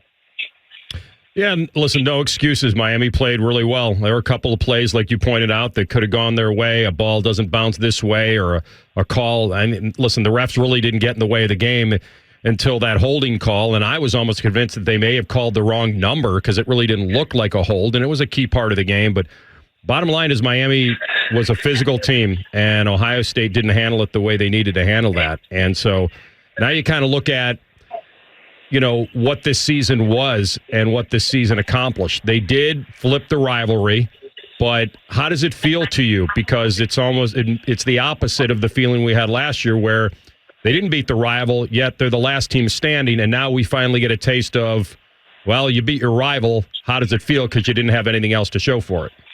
Yeah, so be careful what you wish for all the people that say, that's all I care about, and how empty that feeling is right now. And I think that there was a huge emotional burden it was obviously lifted, but that was only because there was a huge emotional toll that was paid this year to ultimately win that game against Michigan. And so I think that there was a hangover for that for Indiana. And for this game, I don't think there's any excuses. Like, the team, they looked as good as I'd seen them look, man. I watched them practice Friday, Saturday, Sunday before they left. They looked fast. They looked physical. I was focused a little more on the defense. That's why I usually hang out. But offensively, they looked fast. And I thought the offensive line, they always get underrated. They're a good offensive line. Like, they go out there and they play tough, they play hard, they play together. And they just didn't build that same chemistry this year. Zooming out from Ohio State quickly, Bob, looking at the bracket and the rest of the way for the college football playoff, who do you think right now is the most complete team in this bracket? I would say Indiana's the 1 seed. They're really stinking good. We'll see what happens today. I know everybody just wants to discount them because they're Indiana, even though that they beat Ohio State and they beat Oregon. They're the only team left that has beaten 2 teams that are still in the playoff. It's a heck of a job by them. So I think they're in a really good spot. What they're able to do. I think Indiana is in a good spot as well. I think Indiana's in a good spot, and then I think Oregon is in a pretty good spot. Now, I think probably the best team the last couple of weeks outside of Indiana has been Georgia, and they've been playing some good football lately. So we'll see if they can continue to do that, or they choose to kind of move on and don't take advantage of it quite so much anymore. Yeah, we'll see how it unfolds. It's certainly wide open. It was wide open even before this game last night, but we always felt like Ohio State on paper. But they don't win them and don't play them on paper, man. And Miami hurt them physically up front, and that eventually turned out to be the result of the game. My man, bust that drink cart down as soon as you can, and we'll see you back safely here in C-Bus. Maybe, maybe not, but I appreciate it, Ross, and thank you for the sentiments. Thanks, buddy. Happy New Year to you and your family. Enjoy it, guys. Thank you. That is our friend Bobby Carpenter from the Morning Juice here on the Bryant Heating Cooling Systems Fan Guest Hotline. All right, so much to continue to break down in this game on where it went wrong for Ohio State. And Ryan Day, Julian Sain, of course, had to face the music in the press conference. You'll hear both of those reactions next. Rothman and Ice in the Fan. This is Rothman and Ice. Unless maybe... we were all thinking the same unless thing. Maybe the Ravens lose to the Steelers, and that's part of the equation. But that's for you guys to figure out. $15 to get in that game last night down in Dallas. Really? Yeah, 15. You could get into like the 400 level. And I was saying, if you lived in the area and you were a Buckeye fan, and I just get in and walk around the concourse. Like, it's a cool place. AT&T, that's a cool stadium. You could just get in for $15. $15. Just kind of wander around and just hang over the club level a little bit and just kind of roam. Just be a roamer. It's absolutely worth it. I think the worst seats in that stadium are those suites behind the bench. Like, you can't the dugout ones? Yeah, you can't see the game. Well, right? yeah, you're watching that on the big screen. But I always think about that, like how much money those people probably spend to sit there, but you can't really see like the live action. I don't know if I'd want to sit there, AR. You can't see the dude-on-dude live action that you were looking for, Matty. Dude stuff, man. You can watch it. Listen, it's weird because that screen does go from basically one end to the other. Mm-hmm. And when I was down there for the championship game years and years ago with Bob, like, you do find yourself watching the game on the screen, not the real players, not the real life. Yeah, the dude on dude action. Yeah. I got a couple of tennis dudes staying at my house right now. Yes, he does. A couple of euros. I'm sure there are a lot of people, a lot of Buckeye fans that already booked their flights to Phoenix before the game last night. I hope they bought refundable fares, or maybe they just said, hey, let's do Miami instead. Let's lock in, because the confidence was there. And that's what I was saying before, is that, as much as, you knew you had a kicker that might fail you, or you knew that you had a young quarterback, and yes, you did respect Miami's defense, but you didn't think they had near enough when it counted at the most pivotal times of the game. These were still the defending champs in Ohio State. Different team. Yeah. And I think that's the one thing I take from last year to this year. That as much as, yes, they were the defending champs, and they have an edge in their minds, and that the program has an edge against teams that hadn't been there in a long time, like Miami. Like, maybe I look at that way too big picture. The micro part of this are the players in the game and the coaches that are doing it. And we create narratives in the media that we think have a massive impact on games, and they really don't. And so this was a team in Miami that had won a game, that caught a little momentum. We thought that if you pressured Beck, he'd make some mistakes. Guess what? Beck was good. When he was pressured, he took off, and he ran over Roker and IGB, and he got a pivotal first down because he rolled over the body. He got out of there for 3 yards. He kept them ahead of the chains.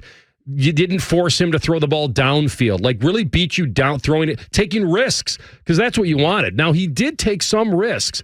Like, even at the end of the half, I thought it was stupid that they took that shot. I thought that they would run a little screen and try to get 3 more at the end of the half. The other big move by Cristobal was this one. I can't remember the exact. It was when they overturned the first down, and Miami had a 4th and a half a yard, and they're up 14, but they're in their own side of the field. And at that point, the inner struggle that must have been going on for him to like, okay, do I do it? Because if I punt, am I going to send this weakness vibe to my team that we can't get a half a yard? Or am I going to play this really smart and not take a chance, punt the ball, I'm shutting them out, I'm playing good defense? That call, flipping the field there, was actually a confidence call, because you know what it says to your team? We're good enough to win because we got it where it counts defensively. Yeah. So, you know the old Dan Campbell, I'm not sending the weakness vibe to my team. If we've gone for it all year, I'm a big situational guy. And he played situation there, because most of those teams can get a half a yard. And it's easy to believe in that defensive front when you maybe not know exactly where the offense is going to go play in and play out, but when they're down, a team's going to try to speed things up and probably go to the pass. And when you have an opposing offense that's in that mindset, and you have the guys up front that can hunt the way that they have, and an offensive line that was kind of being exposed over the last couple of weeks, I think you can make that decision that way. You touched on Carson Beck and how much they really didn't push the ball downfield. They didn't need to. Longest completion of the game, and this one was 16 yards. You know what his average and that was pass? To a running back. I think his average pass yardage, what was it, 6? 5.4 or something like that. They didn't need it. They didn't need it. Just kind of death by 1,000 cuts type of vibes as far as where the numbers go. But he led them. He did. He did lead them. They were efficient enough with the run game. He had 7 carries himself in the game. We mentioned the big 3rd and 3. So they had just enough punch offensively to keep Ohio State offense, and they made timely plays when they needed to. And then the first touchdown, he kind of fakes that run, and guys kind of bite on it to a certain degree. Sonny Styles can't get out to Fletcher there. It was a good design, because the defense is seeing a heavy look from Miami, right? I think there's a couple tight ends there. Beck takes a good play call. It was a good play call, right? Beck takes a couple steps towards the line of scrimmage. Fletcher comes out of the backfield, and you're off and running up 7-0. Yeah, I mean, that's his assignment. He's got to know, but you're right. They baited him in there. And listen, Arvell Reese had a chance to get to Beck early. They blocked for a half a second long enough that he could release the football. And so they never really affected him. And part of that was Miami's game plan to not let them affect him. And that's why I said in the beginning of the show, in the opening, that the tough pill to swallow for Ohio State would have been that to take a step back with that offense and run a similar offense to neutralize Bain and Mesidor, neutralize that front for Miami with some quick hitters.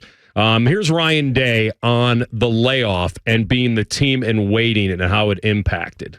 Well, I felt like it took us a while to get into the rhythm of the game. I thought we did coming out of the second half. And by then, it was going to take a very, very efficient second half to win the game, being down 14-0. But I felt like at that point we got into a rhythm. And when we had that drive there where, we took a shot, it was incomplete, and the next play was a hold that got us way behind the chains, and that was the drive that we needed to go win the game. And when you have a start the way that we did, you put yourself at risk of having to be really, darn near perfect in the second half to go win a game. So we put ourselves behind the 8 ball. We worked really hard during the last 3 weeks leading up to this game to come out of the gates and win the first quarter, win the first half, be ready to go. I thought we had an excellent plan on that, and what we did, I think the guys bought into it, but at the end of the day, we didn't get it done. And that starts with me, and it goes down from there. So, I take responsibility for not getting the guys ready, as you know, we spent an inordinate amount of time putting the plan together to get everybody ready to go play in that first half, and we didn't win the first half. So, we got to figure out why that was and learn from it moving forward. So in a weird way, you kind of did early in my mind because you forced the turnover. Because Pierce caused the turnover. He punched it out from Fletcher. Miami was in field goal range. Like you were, because we talk about this all the time, win the turnover battle, win the game. Yeah. And they got the first big one, like I felt like. And then, when they hit the big one to JJ, they got him all the way down to the 16, and then they give up a sack. So he's right in that they felt like they were always kind of chasing the first half, but they did honestly get the first big play.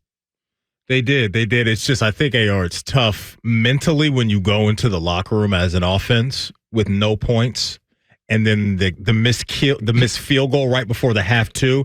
I think that can weigh on maybe a team just a little bit. I saw it floating around last night that was the first time Ohio State's been shut out in the first half since 2016.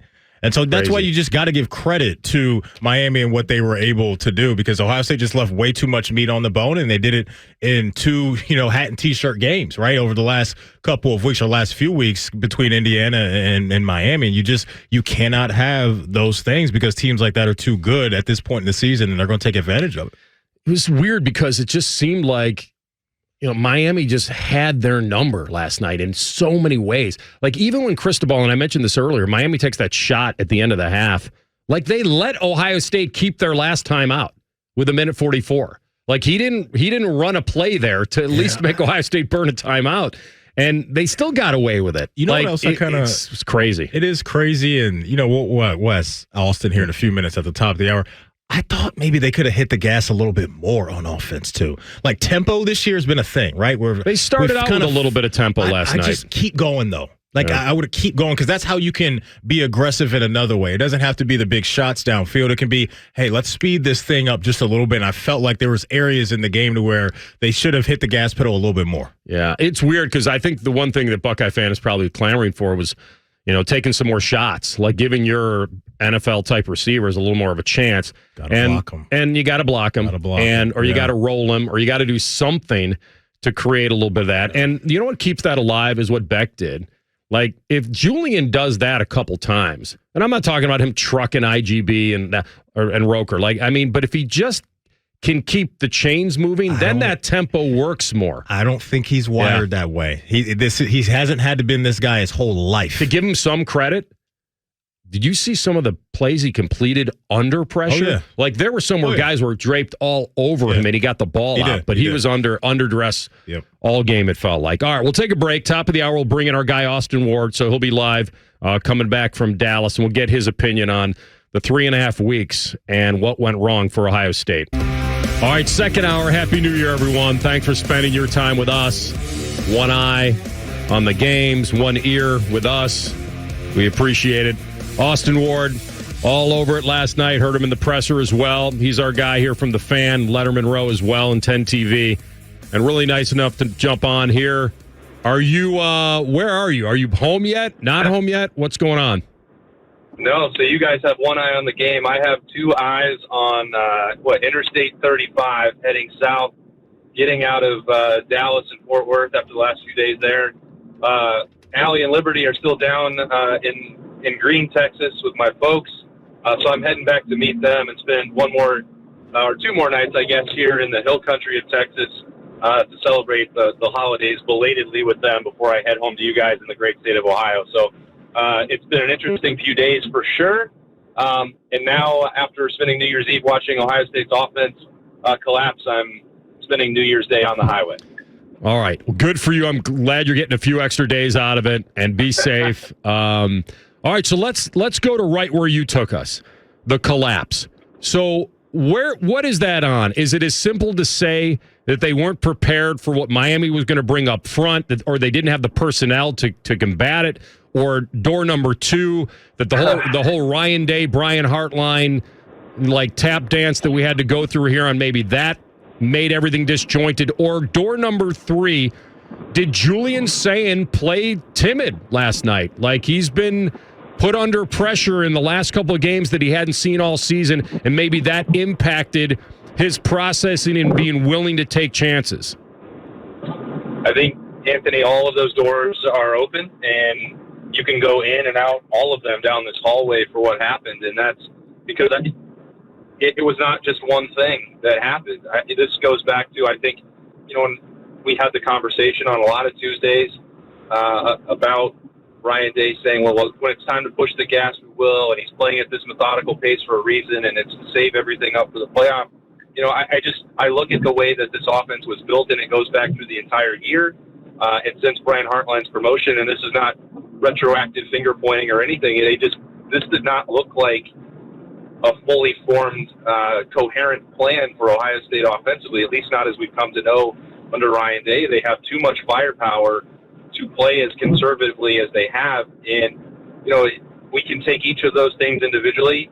Julian Sayin against Indiana, and certainly last night against Miami, when he faced pressure, he frankly did not handle it very well. And sometimes we expect the microwave results, and he went to New York as a Heisman Trophy finalist, and everything is going to be easy. I'm trying to keep in mind the perspective that was still, game 13 and game 14 for him as a first-time starter, and that he's going to have to learn from that. But one thing that Ryan Day had said about Julian Sayin throughout this year was that he wouldn't make the same mistake twice, and he learned from them. But last night was not any different than really what happened at Lucas Oil Stadium. So, he was under even more pressure from Miami, and it didn't have to come from a lot of movement or stunts or extra blitzes or anything. And that takes us to yet another door where Ohio State in game, I think, has been too slow to make adjustments. And that's not just with the way that they're attacking teams where, whether it was tempo, whether that was RPO or anything else, I'm not going to second guess play calling that. These guys are paid a lot of money and know a lot more football. It seems like those were all the ideas that were floated throughout December that could neutralize Miami's pass rush. But beyond that, it was too slow with personnel. It was another carryover from Tegra Shabola's struggles against Indiana in the Big Ten championship game. Gabe Van Sickle, I think, was clearly overwhelmed from the start. And once you got Josh Padilla in there, things kind of settled a little bit. They still had to adapt on the fly with Austin Serveld going out. But, I think you and I and Maddie could talk about the offense for the entirety of this show because there's so many things that went wrong. We're just really even scratching the surface with those three doors. No question, man. And look, we all know, Austin, the game will never change. Like, it's one down there in the trenches, right? And unfortunately, 2 games in a row here, Indiana and Miami have been able to be more consistent up front. Let's flip it to the defensive side of things because we've been talking about Carson Beck and some of the timely runs that he had and throws that he had as well. Looking at the defense and what they were able to do or not able to do, like what stuck with you with the defensive side of the ball and how that looked through your lens? Yeah, I have a difficult time assigning much blame to the Silver Bullets, if I'm being honest, but they did not make as many plays as they needed to win. I think Ohio State should expect if Matt Patricia's group gives up 17 points, that should be good enough to win a college football playoff game or any game that the Buckeyes play. Now, certainly that wasn't true against Indiana and wound up not being true against Miami as well, but, Mark Fletcher's a really good back, and Carson Beck is a savvy quarterback who, his answer to the pressure when he was faced with it was to scramble. That was not Julian Sayin took sacks and didn't get the football out of his hands. And I think you did see the difference between someone who has played and won now 36 college football games compared to someone who's playing his 14th. So I was critical of Carson Beck and the turnovers coming in, but especially that 3rd and 11, he's like, all right, go make a play and run. That's up to, Arvell Reese and Sonny Styles or Kenyatta Jackson, or Caden Curry to run him down and make those plays, and they didn't last night. So they certainly own that. They were in the breakout media room late last night talking about how they did not do enough to win the game and that they put that on their shoulders. I'm not going to heap all that onto them. I think that you look at that performance, that should have been good enough for Ohio State to win. Could they have gotten off the field on a couple other third downs, both in coverage or against the runs and the scrambles? Yes, without question. But Miami this was a game that 2 months ago was hailed as a potential national championship matchup. It's not as if Ohio State got shocked by a 6-6 team or something like that. They were going to make plays, and I think that Ohio State did enough defensively to win that game. To me, it's more breakdowns on special teams, a missed field goal, and then they just absolutely unacceptable penalty on formation that cost them 20 yards to set up that drive. On top of the offensive things that we've already discussed, I'm not going to stress that much about what the Silver Bullets did last night. Austin Ward with us talking Buckeyes and Hurricanes. This is a tough one to answer. I don't know if you'd know. I don't even know if the coaches would know on whether they lost their edge or they just met their match. Yeah, I mean, it's tough. The way that this is set up, they thought that they had a good plan. And there were people, Anthony, talking on, Saturday of last week and around the holidays about how they had got back to the kind of physical practices, like bordering on chippy and fist fights again that were the hallmark of an August in a training camp, and that they didn't think that there was any lack of competitiveness from this team. And, I didn't really feel like that was the issue last night either. Miami is a good team, and I thought that a lot of times when we look at this, I don't think it was a matter of Ohio State going soft throughout the month of December, or that the schedule wasn't set up in a way for them to build success. It is a long layoff. We have seen a lot of teams, continue to win that first round game and carry that momentum over. Maybe there is something more to that than I had given credence to. I thought Ohio State would just be the better team on New Year's Eve, and they were not. But I think it was, when you had that length of time, I just expected a better plan of attack, a better game plan. Ryan Day being involved in the play calling and putting that on his shoulders. I thought we would see adjustments that worked. I didn't think that dialing up the screen in the red zone was going to be the solution that he came up with. And that's, I know, hindsight being 20/20, but I think it was more about the schematic preparation rather than the physical execution. Hey, want to hit you up on this. There's news out there that it sounds like maybe Coach Day has found his new wide receiver coach in Cortez Hankton. Hit us with your thoughts on that. And also, A-Dub, going into the offseason, is he going to hire an offensive coordinator? And I know there's some people that may be questioning why that wouldn't be Chip. Well, not now, obviously, but why won't it be Chip Kelly? Because he's at Northwestern. But what's your understanding of that? Why that didn't happen, maybe? Yeah, a lot of moving pieces there, and still trying to figure out exactly how that would work with accountable full-time coaches, because there is very much an expectation of Ohio State needing and wanting to go out and get a head coach of the offense to take that part off of Ryan Day's plate again. He needs to be in that CEO role, and I think that I understand why they went with the promotion of Brian Hartline last year. I don't know that it worked as well as anybody wanted, but dating back to, 3-4 weeks ago, was told that Ohio State really didn't want to revisit and would not pursue Chip Kelly as coordinator. Why the exact motivation is for that, I'll be honest with you. I was just told that they weren't going to go down that road, and I didn't ask a follow-up because it just seemed like that was the open and shut matter from Ohio State's perspective. That could be any number of reasons, including just 1 year being there, or I'm not in those decisions in that room. So that was just what I was told, and I know that they moved on from him.